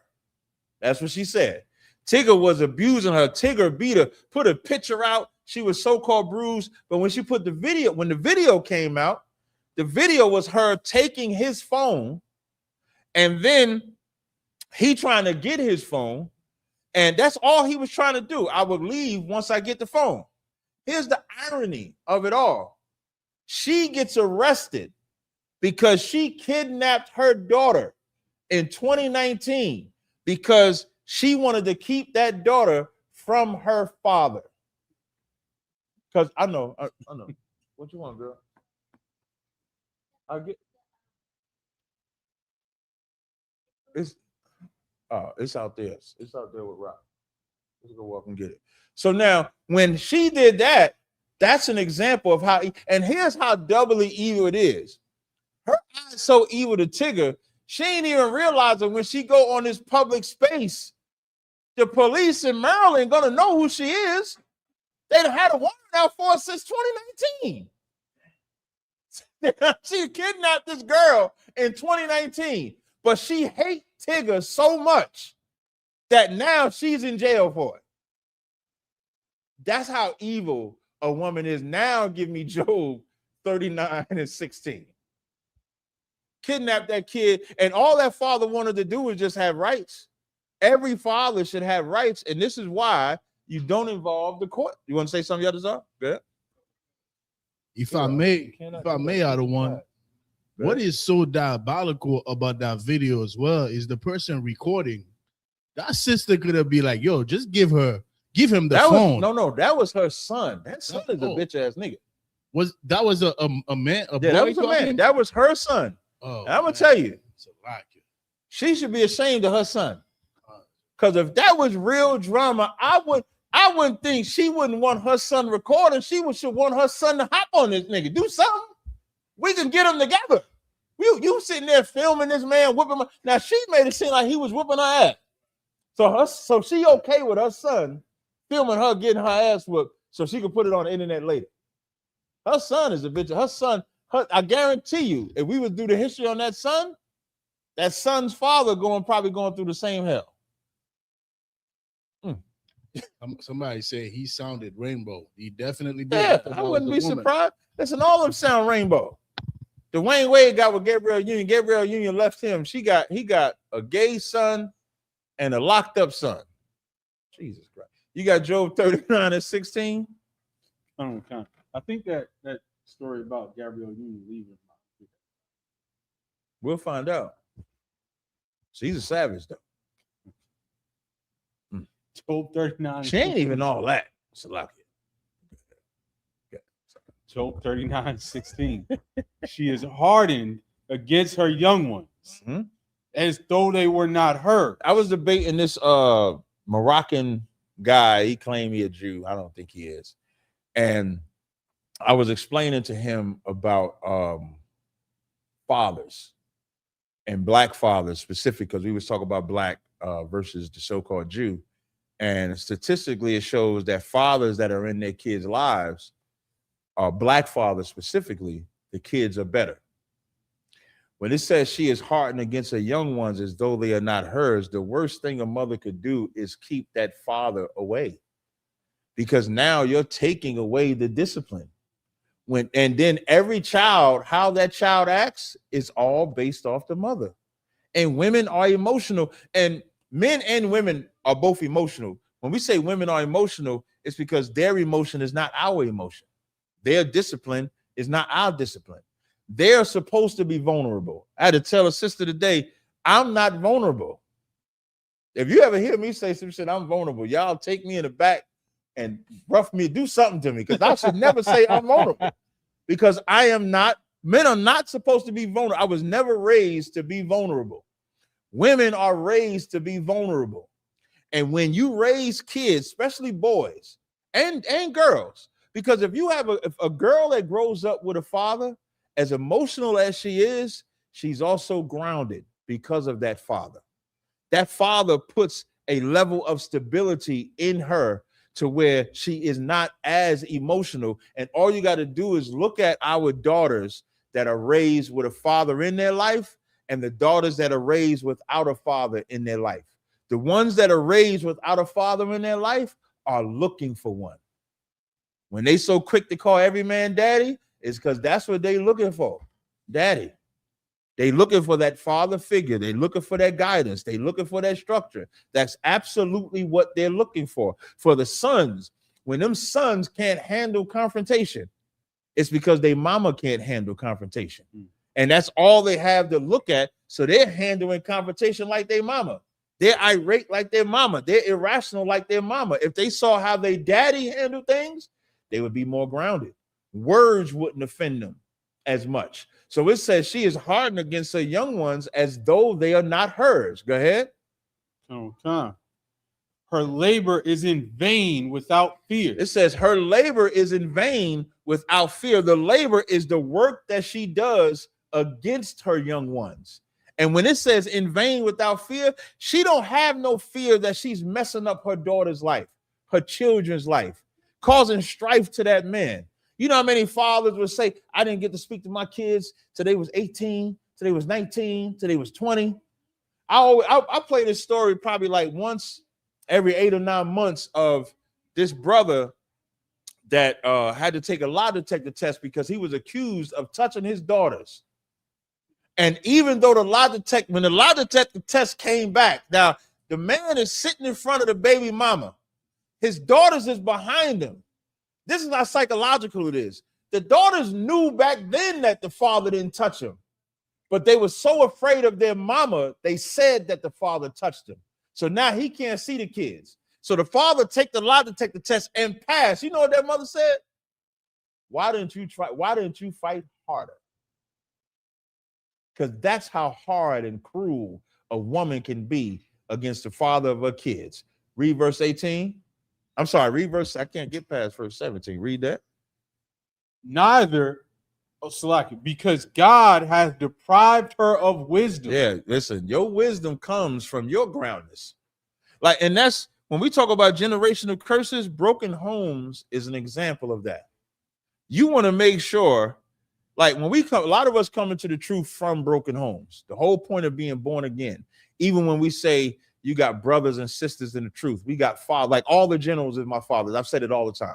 General Haas was my first father. General Mayak was my second. Before I met Commander Jenny-Hanna, General Haas was my first father. Then General Mayak, then General Mahayman, then Commander Jenny-Hanna came after that. Those are my fathers in order, right? Now, when you come into the truth, the reason why you're saying that is because you're trying to get rid of the generational curse. But when you're in the world, when it says God deprived you of your wisdom, you women don't have wisdom unless that man or a priest gives you that wisdom. No difference than I didn't have wisdom until the priests or the generals or the captains gave me that wisdom.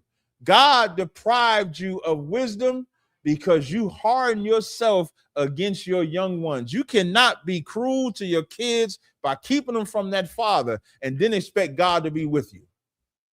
It does not work like that. The minute you do that, God is not with you. He deprived you of wisdom. Keep going. Neither hath he imparted to her understanding. Because what God you think would say, yeah, I want you to keep them from the kids? What God would make you say that?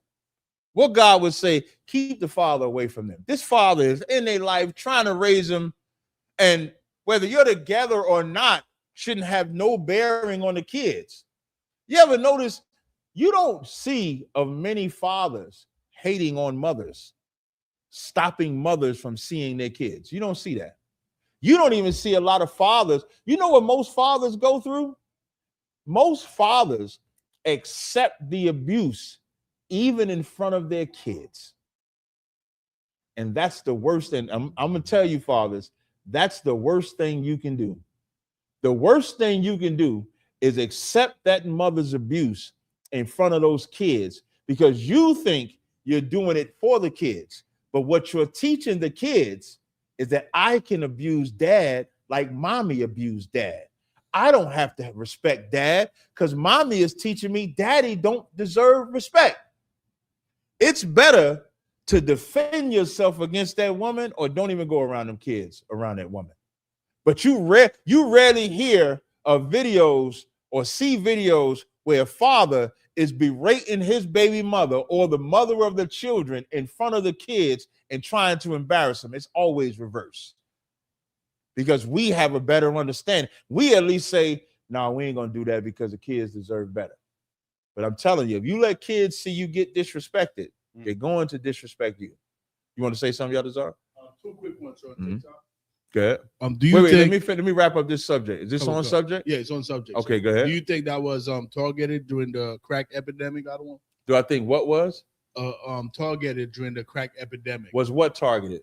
The war between women and men, the women kicking the men and disrespecting the No, men. that was done in the 60s. When you look up the marriage stats in America in the 60s, black people was the number one married couple. There wasn't, black people's morality is far way above the white man's morality. You don't see the white man having an issue with gays. You don't see that. When I went on that platform with Matan, the first thing I asked that Proud Boys founder is, y'all let gays in there? Yeah, I said, they can get married. Yeah, they can get married. I said, y'all be in the woods? Yeah, they can be out in the woods. There's no problem with them. But when we see gays, black people even the black people that allow it, overall, black people hate homosexuality. You hate it. You hate lesbianism. You hate it because we have a morality that they don't have. So when it came to marriage, I'm not saying that we didn't have I'm on TikTok. Okay. I'm not saying we didn't have no relations in the 60s, but your relations required marriage, especially if you got pregnant. When my mama walked down that aisle, me and Toronto was in my mama's belly because when Carl got Bernice pregnant, Bernice said, what? Make me an honest woman, because it was a shame to be pregnant and not be married. Well, when the white man saw that we was becoming the number one, he had to strategize. So they had two things. You had the drugs came in before crack came. You had the heroin. That broke up the Panther Party. That broke up the Muslims. The Muslims became drug dealers too. The Panthers became drug dealers too. And the feminist movement led by Gloria Steinem and that favorite, what's the girl with the big afro? Angela Davis, big CIA informant. Big time CIA informant. That's from Transformers. Yeah, I don't know. Big time CIA informant working with Gloria Steinem to create the divide of there's two different feminist movements. The white feminist movement was they was tired of getting their ass whipped by that white man. It was legal to beat your woman to 1973. Look that up. They was beating that white woman left and right. She said, I got to get out the house ASAP. That's her feminist movement. She just wanted a job.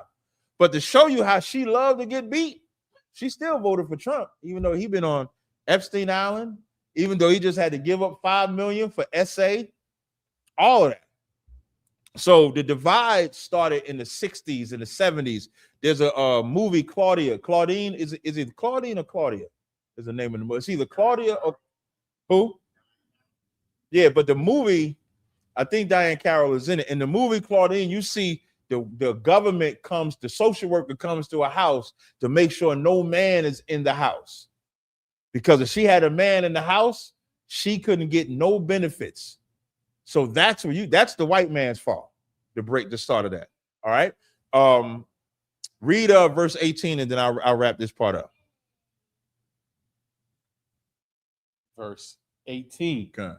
What time she lifteth up herself on high. Now, when she lift herself on high, go ahead. she scorneth the horse and his rider. Because when she see you on that horse riding, instead of her looking, listen, your woman's supposed to look at you with a reverence. That when it says she scorned the horse and the rider, the man is on the horse. He's supposed to be riding that horse. Just like if you're in today's, you would be the one driving the car. But when she in the passenger seat, she looking at you like, man, I could make that left better. I could drive safer than that. I can get us to the destination quicker. I know how to do this. That's why they always try to help you with directions. Yeah, listen, I hate that shit. Don't tell me make no unless I don't know where I'm going. And then you ever give your woman permission to give you? Now I'm gonna say it. You ever give your woman permission to give you directions, and then she give you the wrong directions? I immediately pick up the phone. I just grab the phone. Let me just GPS this shit, man. She ain't even trying to help me. So instead of being the perfect passenger, and the crazy part, that's the greatest position that she could be in, because the greatest position that I could be is the one that drives, because the success or failure falls on my shoulders, even if she's wrong, even if the woman is wrong. If that relationship fails, it falls on the man's shoulders. A man is always going to say, well, what if I did this? What if I did this? Somebody's always going to look at that because of how many exceptions we make for a woman. But that woman looks at you with scorn. You better be mindful of that. You better let her live a life full of checkings. So, all right, I'm off of that subject. I'll take the next question. Sir. Sister asks, Shalom, sir, if I may ask, I understand that it's not right to have an abortion. What happens if a woman was raped and ends up pregnant? The water, sir. Jesus Christ, man. What's the percentage? What is it? 1%? Less than 1%? It's low. It's very low. Yeah. Stop. Y'all got to stop. Listen, in that extreme condition, just come get counsel. But y'all have to stop. Women that now, what's the sister name? Dayala. Oh, Dayala. Is she in the school? She got a Hebrew name. Say again? She got a Hebrew name. That other person had a Hebrew name, right? It's 1% of essays that result in that. So I would just say, come get counsel if that happens to you. You decide to have the baby, you can put that baby up for abortion. We'll take care of it from there. For adoption. I'm sorry, did I say for abortion? I said have the baby, put the there.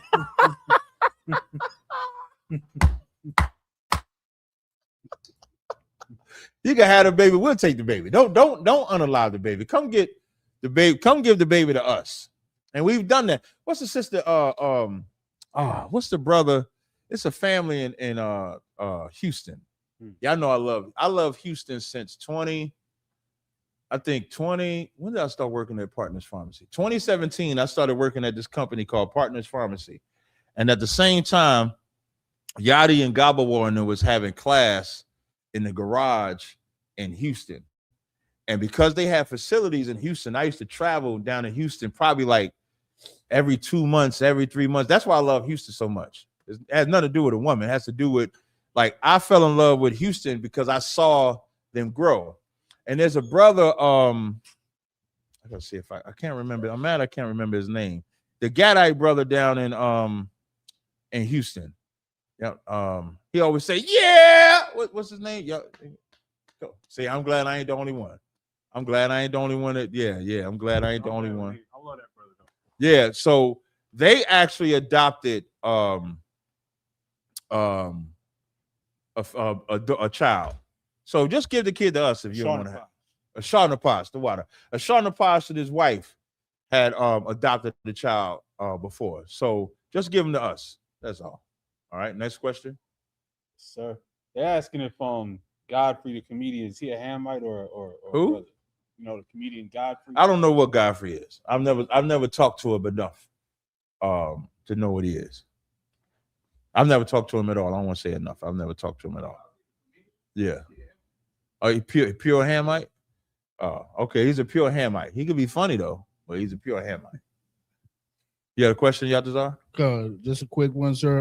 A sister asked, the brother asks, how do I find guidance becoming a better woman, a better daughter of the Most High? And she is in New Mexico, sir.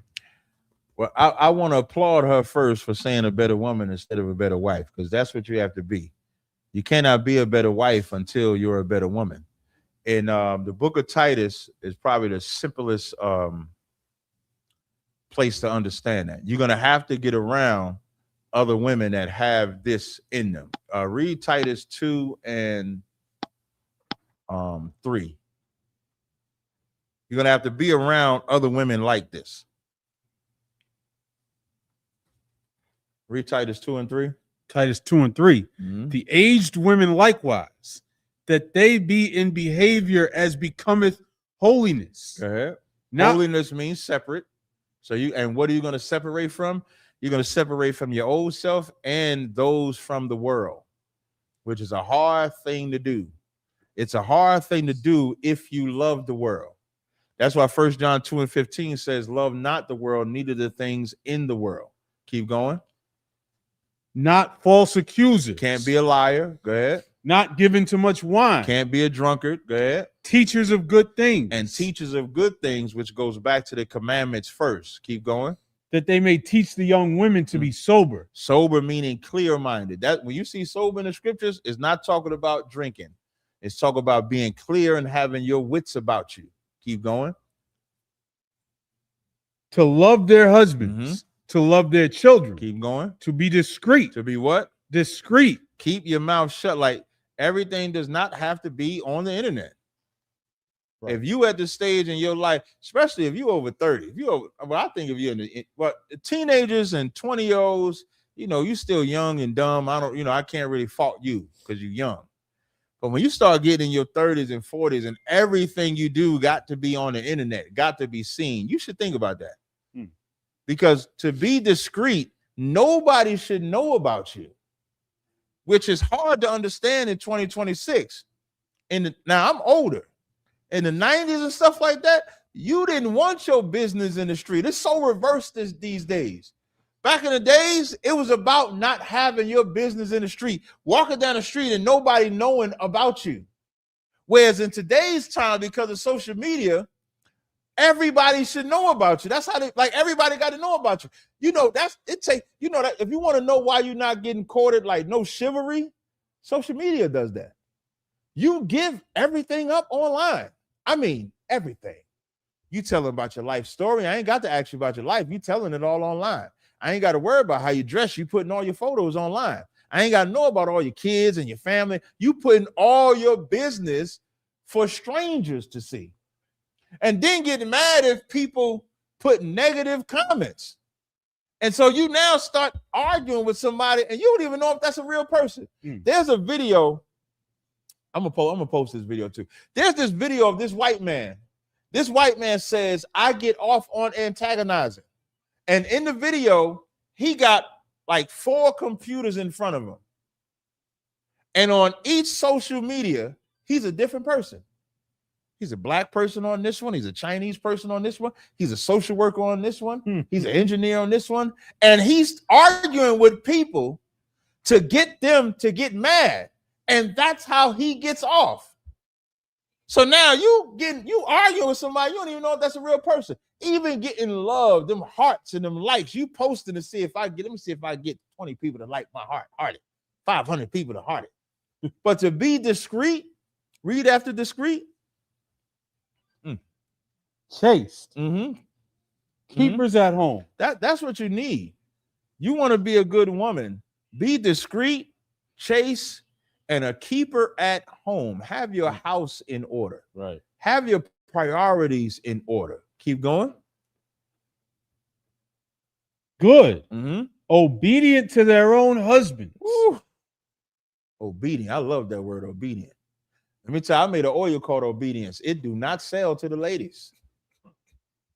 I'm dead ass serious. I got an oil. I made that oil on purpose. I called it Obedience. And I said, I bet you women won't buy it. And it smells delicious.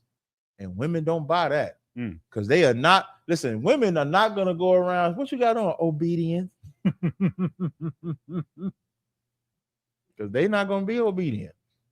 They say obedient to your husbands. Keep going. Come. that the word of God be not blasphemed. That's how you be a good woman. You're not going to understand that until you get around other good women. So to that sister in New Mexico, I'm pretty sure we got a school in that area. I would suggest and advise you to get in it. I'll take the next question. Yes, sir. Brother asks for a breakdown of 1 Corinthians 11:15. Says that Christian women said this is why they don't cover their heads. What? Go ahead. 1 Corinthians 11:15. But if a woman have long hair, it is a glory to her, for her hair is given her for a covering. Read verse 14. Doth not even nature itself teach you that if a man have long hair, it is a shame unto him? Is it what? A shame unto him? What is long hair to a man? Like extremely long. Who? Like too long. You got long hair? You got like the biggest afro in the nation. Is that long hair? No. Right? You Ephraim, right? Okay. That's probably short in Ephraim. And Ephraim, in the tribe of Ephraim, you probably got short hair. Because Ephraimites have long hair. Now, what about a Judite? What's long hair to a Judite? Right here.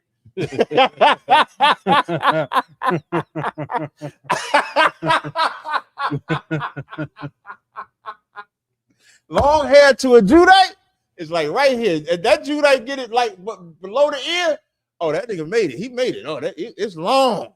I'm straight. That's why it says, doth not nature. Nature is what naturally occurs. When you cut your hair, you put extensions in your hair, you get them nasty ass dreads in here, you have altered your hair. Now read the next verse. Now, so what it's telling you about what Paul is addressing is what's long and what's short. And the argument with the men, when he says, does not nature teach you itself that a man having long hair is a shame to him, that most men don't have long hair. But who does have long hair? Read the next verse. But if a woman have long hair, it is a glory to her. Mm-hmm. It is a what? A glory to her. Is this talk about praying? Let's talk about what is her glory. Whether her head is covered or uncovered, her having long hair is a glory to her. And that's her cover. Her hair is her covering to this day. Why do you think women, if they have hair issues, they will get weave in their hair? They may get a wig in their hair because they know presenting themselves with their hair is everything. Because women are cosmetic. That's probably the best way to use it. The women, they look at their hair and that's a representation of themselves. So when it's talking about their hair for a covering, that's not talking about prayer at all. That's just saying that a woman's glory is her hair. That's all. Gotta take the next question. Come on. We got somebody in the backstage, JJ Hernandez. Shout out to the sister Kasad Wana says, Salaki Cap, how do I order some obedience? Oh, you go to callgas.com. You order that, I'll ship it tomorrow. Now she's gonna buy the obedience. We're gonna see. Maybe she's gonna bring it back. Shout out to the sister. You ain't put her question on the screen. I did put it on the screen. Oh, I ain't see it. Shout out to Kasai. Kasai, you order that. You let me know you ordered it. I'm gonna ship it out tomorrow. Guaranteed. Let's see if JJ Hernandez got a question. Wait. To make it was audio only. Okay. Go ahead, JJ. All right. Shalom. Captain Shalom. Zoya. I've been following you for a while, man. I've been trying to get online. It's just been hard for me because it's been slavery, kind of working and stuff. So where do you live at? I live in Arizona. I can give you a number for Arizona. All right, cool. I appreciate that. Mm-hmm. My question is right now, it's kind of about my life situation. I was just trying to ask and see, like, what can I look in the scriptures or like going through like divorce and stuff like that? Trying to find out through the right way instead of just trying to listen to all this TikTok so you're stuff. trying to find the right way to divorce? Not divorce, but just to go about it through like the Most High, not trying to like just, run to another female or stuff like that. What was that? To go about what exactly? Divorce. Okay, there is like no through the right scripture way. There is no right way to go about divorce. Did that woman commit adultery on you? Yes, she just submitted that. It's not that long ago. Oh yeah, that's not your woman, huh? Did you sleep with her after you found out? No, I haven't. Yeah, do not touch that woman because that woman is not yours. She made the horrible decision that's gonna make it easy and hard for you. Because of course, in the book of Proverbs, it tells you that you can't. Hold on, let me see. I think it's in Proverbs. Is it Proverbs 8?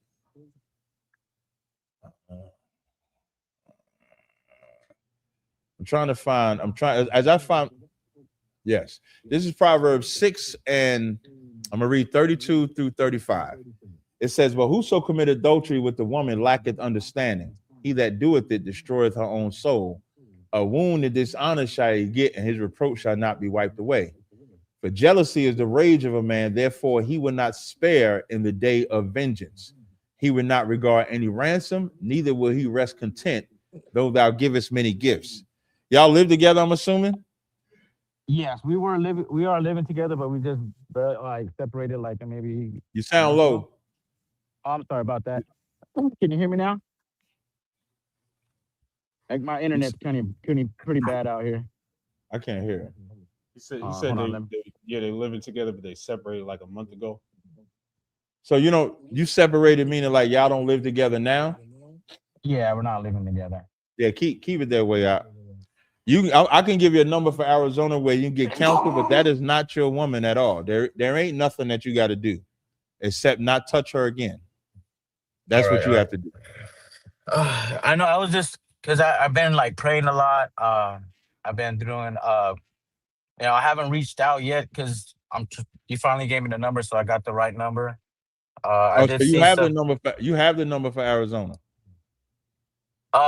No, I haven't got the number from anybody. I didn't want to try to go online and try to like look for one because I was still trying to get into the truth and still understand everything. But I think it's just best just to go to the camp and just get a good understanding instead of just trying to that's the only way to get right. You ain't gonna never understand everything till you get where everything is at. Yeah, my cousin's been really helpful with that, man. Like, I kind of shined away from Yahushua because like at first I seen a lot of like them pushing out Jesus and how Jesus is supposed to be worshipped as God, and then Who said that? stumbled on Christianity.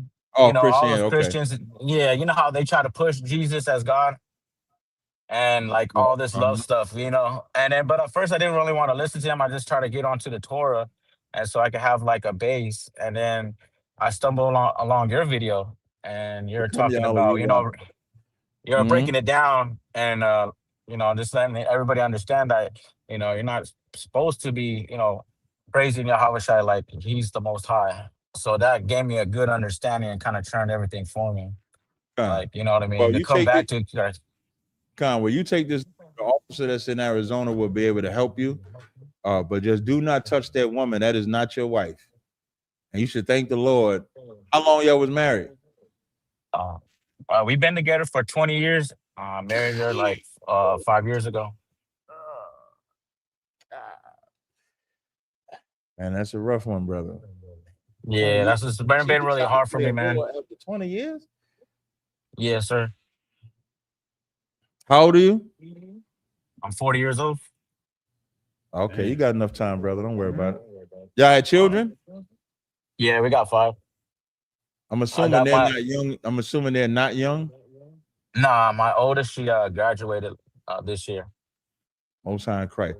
The reason why I was asking because Gadal Har, he had asked a question about a woman with a kid, so that was going to be a concern that I had, was if she can control the kids against you. But it looks like they're old enough to where they should be able to make a difference, right? Yes. All right, so let me give you this number, brother. You ready? I'm gonna write it down right now.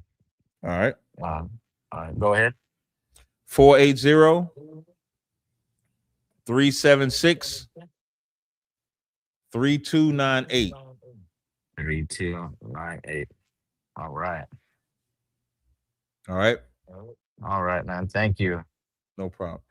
Shout out to Kasaj. Go ahead, bro. I'm sorry. What you say? No, I just wanted to thank you. because I've been like following you for like 2 years now, and I just really appreciate you know 2 taking my years call. ago. Most High in Christ. Well, I'm glad you're Thank here you. now. You should have been in 2 years ago, though, brother. I know, man. I was going through this mess with my wife, but you know, I understand. thank God. I Praise the understand. Most High. Damn right. All right, brother. I appreciate it. Shout out to Kasai with Nah. She was a woman of her word. She actually purchased obedience. I was about to take obedience off the site. So, man, you know what Kasai is? Somebody blow my mind. What is Kasai? You gotta give me a scripture. I need a scripture. Good woman from Titus. Nope. That ain't the scripture I'm thinking about. Shout out to Tony Gurley. Tony Gurley done ordered obedience. So what are these women? Proverbs 31:1. Nah. So you know in the Bible when it says out of 1,000 I have not found one, they're outside of that 1,000. So they could be the 1,001 woman. They said they're gonna be obedient. 2 women tonight said they're gonna be obedient. That is amazing. That is only something the Lord can do. I'll take the next question.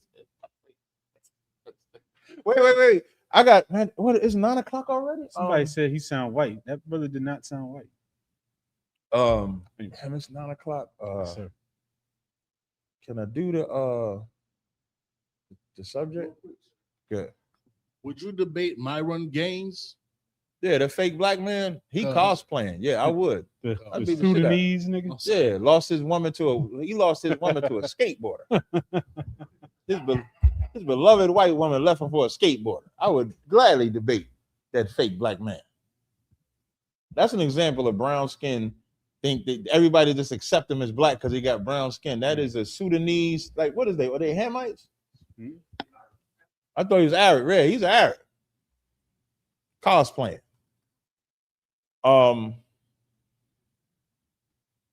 Should I go into the topic or because it's 9 o'clock? Should I do the subject? What's up to you?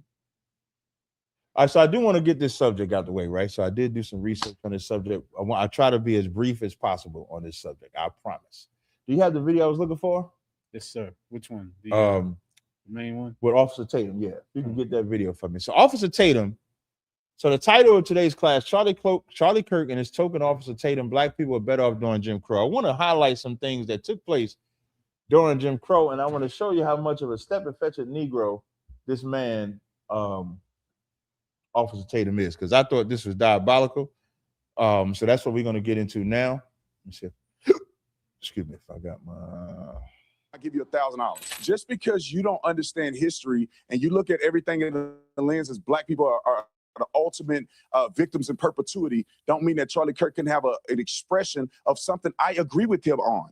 Now you're sitting here trying to tell a black man that I can't agree with Charlie Kirk on the fact that I think that black people were in a better trajectory when we were in the 30s during after slavery. He said during slavery. You're lying. He said after slavery. You were better off during slavery. No, he did not. Show me the proof, and I'll give you $1,000. All right, let's go. You don't have it. Ain't no way in the world Charlie said we're better in slavery. He said after slavery. It's a whole sentiment around it.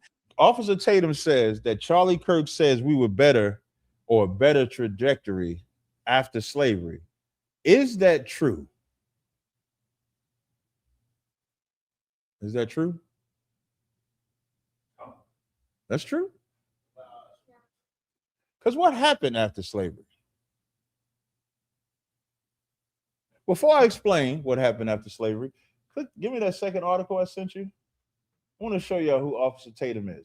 I bring this out all the time. I brought this out. You know, when I did that 10v1 debate against them Christians, y'all heard me bring up that mice in the cherry tree experiment, right? So this is where it comes from. Click that the link. Yes. Go to the top. Is there a way I could see it? Let me click over so I could see it as well. So this was done. Hold on. This is from the Seattle Times, similar to the New York Times, right? And it says mice inherit and induce fear. Let me flip my camera so y'all can see this on I don't know how to do that, so I'm gonna flip it like that. It says mice inherit, induce fear, an intriguing experiment. It says, is this the right one? Sure. Okay. It says a newborn mouse, seemingly innocent to the workings of the world, may harbor generations worth of information passed down by its ancestors, a new study shows. In an experiment, researchers taught male mice to fear the smell of cherry blossoms by associating the scent with mild foot shocks. 2 weeks later, they bred with females. The resulting pups were raised to adulthood, having never been exposed to the odor. So you can understand visually, they take the male mice, they have a cherry tree, they put shocking things under that. Every time the male mice would go to the tree, because of course they want to eat, they would get shocked. They do that. Then they take female mice, don't get exposed to the cherry tree. They mate. Now they have children. The children never was exposed to the odor either of the cherry, right? It says, yet when the critters caught a whiff for it the first time, so when the critters get a whiff of the cherry tree, of the smell of the tree, right? It says they suddenly became anxious and fearful. They were born with more cherry blossom detecting neurons in their noses and more brain space devoted to cherry blossom smelling. The memory transmission extended out another generation when these male mice bred and similar results found, meaning it was passed down generations to generations. Where neuroscientists at the Emory University, where they did the study at, found that genetic markers thought to be wiped clean from birth were used to transmit a single traumatic experience across generations, leaving behind traces in the behavior and anatomy of future pups. The study published online in the journal Nature Neuroscience adds a growing body of evidence suggesting that characteristics outside of the strict genetic code may also be acquired through our parents through epigenetic inheritance. Officer Tatum, his daddy, his daddy's daddy, his daddy's daddy's daddy, his daddy's daddy's daddy are the mice that were exposed to cherry tree. When Officer Tatum defends Charlie Kirk, when Officer Tatum married, did y'all confirm the white woman? Somebody confirm the white woman for me? I guarantee you got a white. I got to Google it. Somebody find that out for me. When he marries the white woman, when he defends white people to no end, it's because when he gets around white people, he gets anxious. He gets sensitive. Just like when you get around white people. Without this truth, when you get around white people, the liliest of the lily. I knew Officer Tatum had a white woman. Yeah, that's him. Yeah. I knew he had a white woman, the liliest of the lily, because he has the cherry tree syndrome. He will always defend the white people because of the anxiousness and fear that he has of it being passed down. I want y'all to understand that before we go into the Jim Crow. Do you got the video I sent you? Yes, sir. Play that video. At the minute marker that I told you to play that. Come on. The water.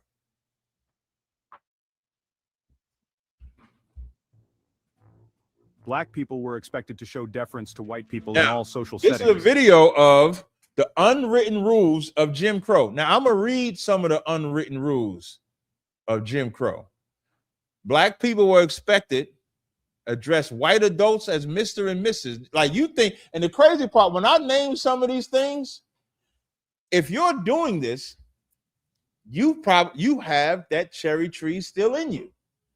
Address whites as I don't know if you ever noticed, I call white people boy. I love when y'all see me, when that white man try to shake my hand, I say, I ain't shaking your hand. Because y'all need to get that cherry tree syndrome out your mind. It's okay to not shake their hand. It's okay to call them boy. It's okay when they give you disrespect to give them disrespect in kind. Play it. Play the clip.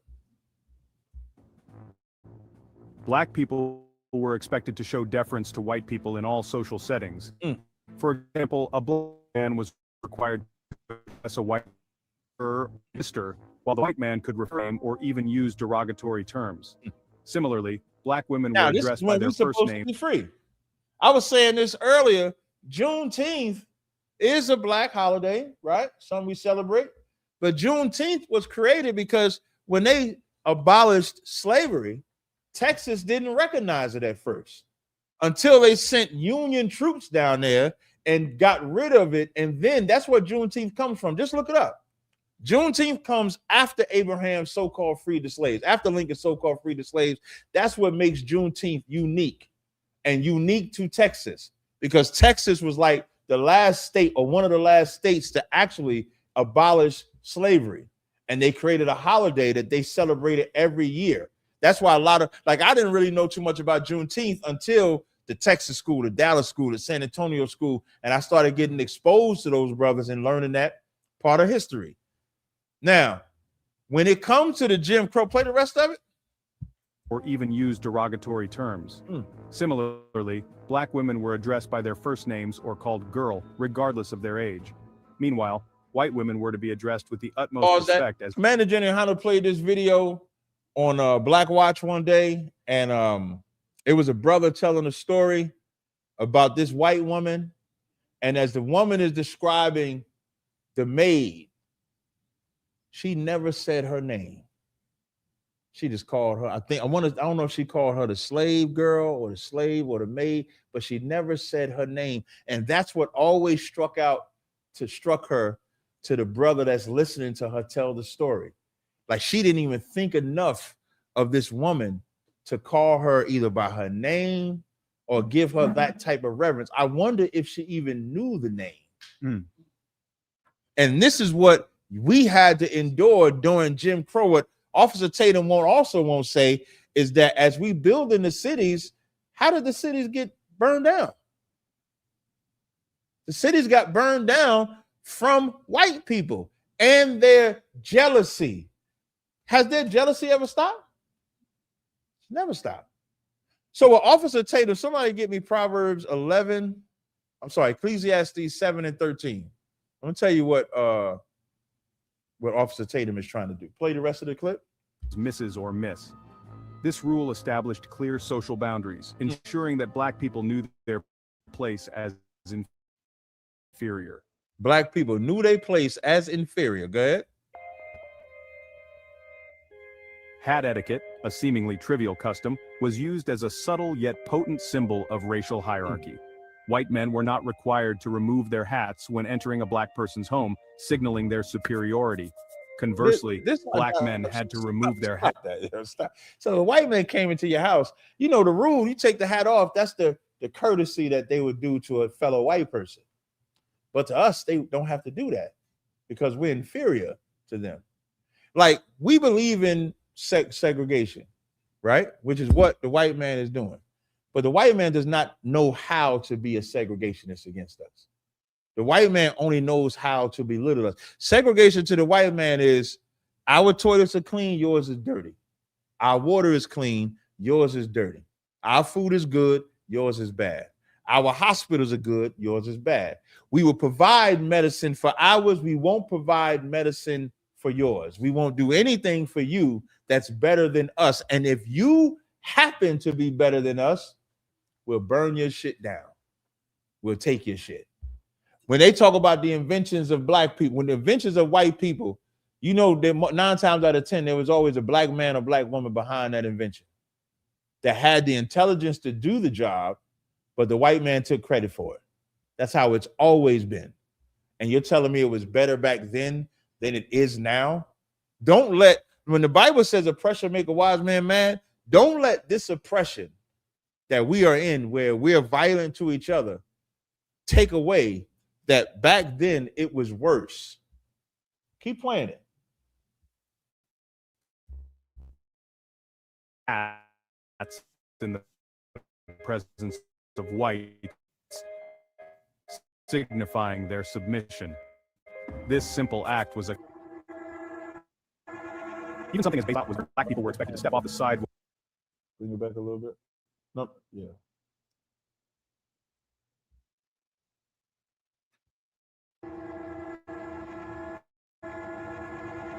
Even something as basic as walking on a sidewalk was governed by racial rules. Black people were expected to step off the sidewalk when passing white pedestrians, a physical manifestation of their subordination. If a black person failed to yield, it could Y'all be telling seen me as a it was challenge better to the to racial live order, during this sometimes provoking violent consequences. Stepping aside forced the notion that black people were second-class citizens.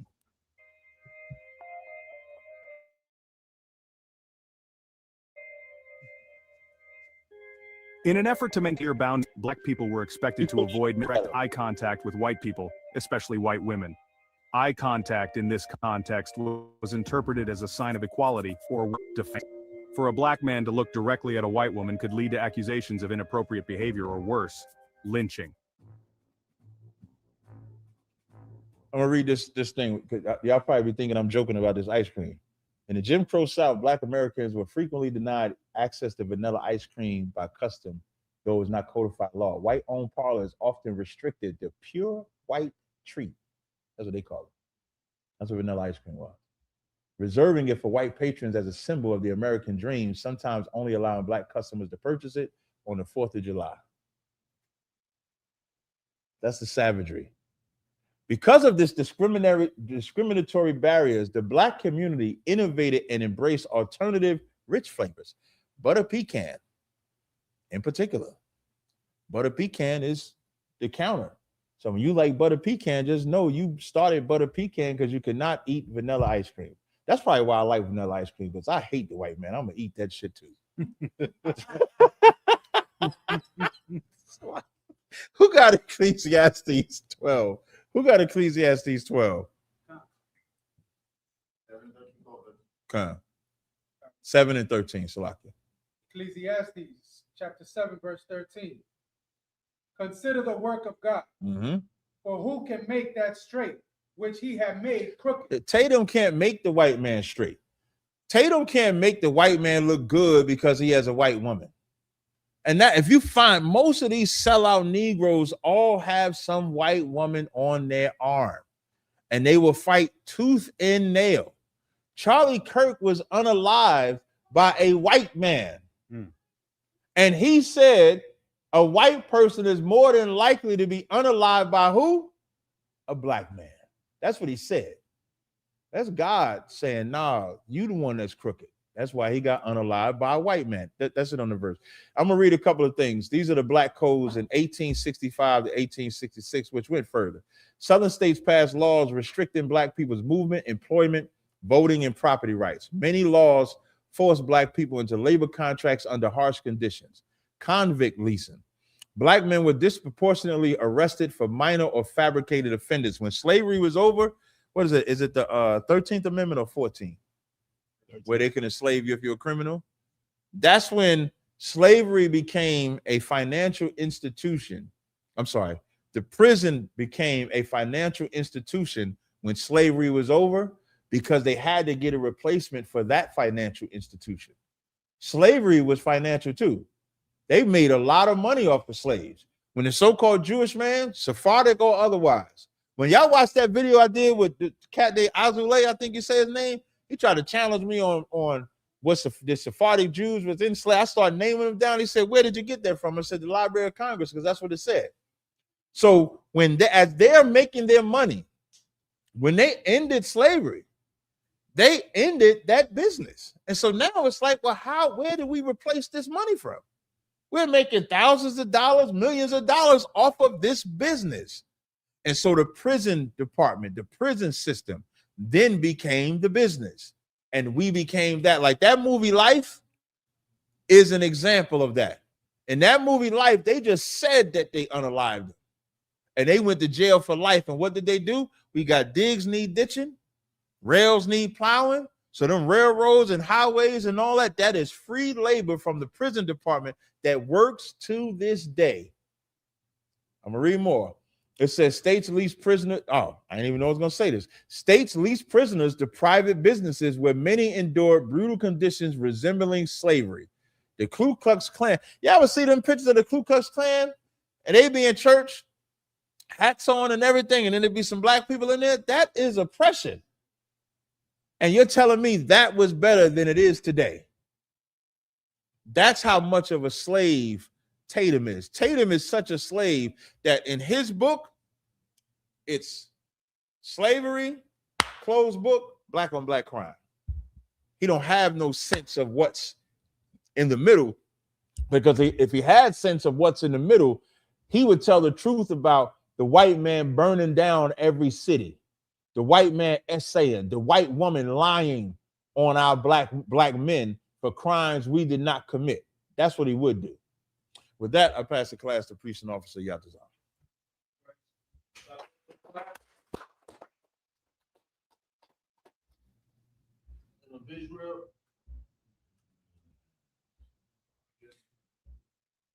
Men of Israel, we're going to give one courtesy salute. Men of Israel, Majam, which means to stand. Men of Israel, Majam Shabbat, Majam Barak, Yahweh Ba'ashem Yahushua Barakatum, Yajam Matar, sword towards the sister Majam, which means to stand. Men of Israel, one courtesy salute to the sisters. Men of Israel, Majam Shabbat, Majam Barak, Yahweh Shema Hashem Yahushua. Yajam Matar, dismiss. You.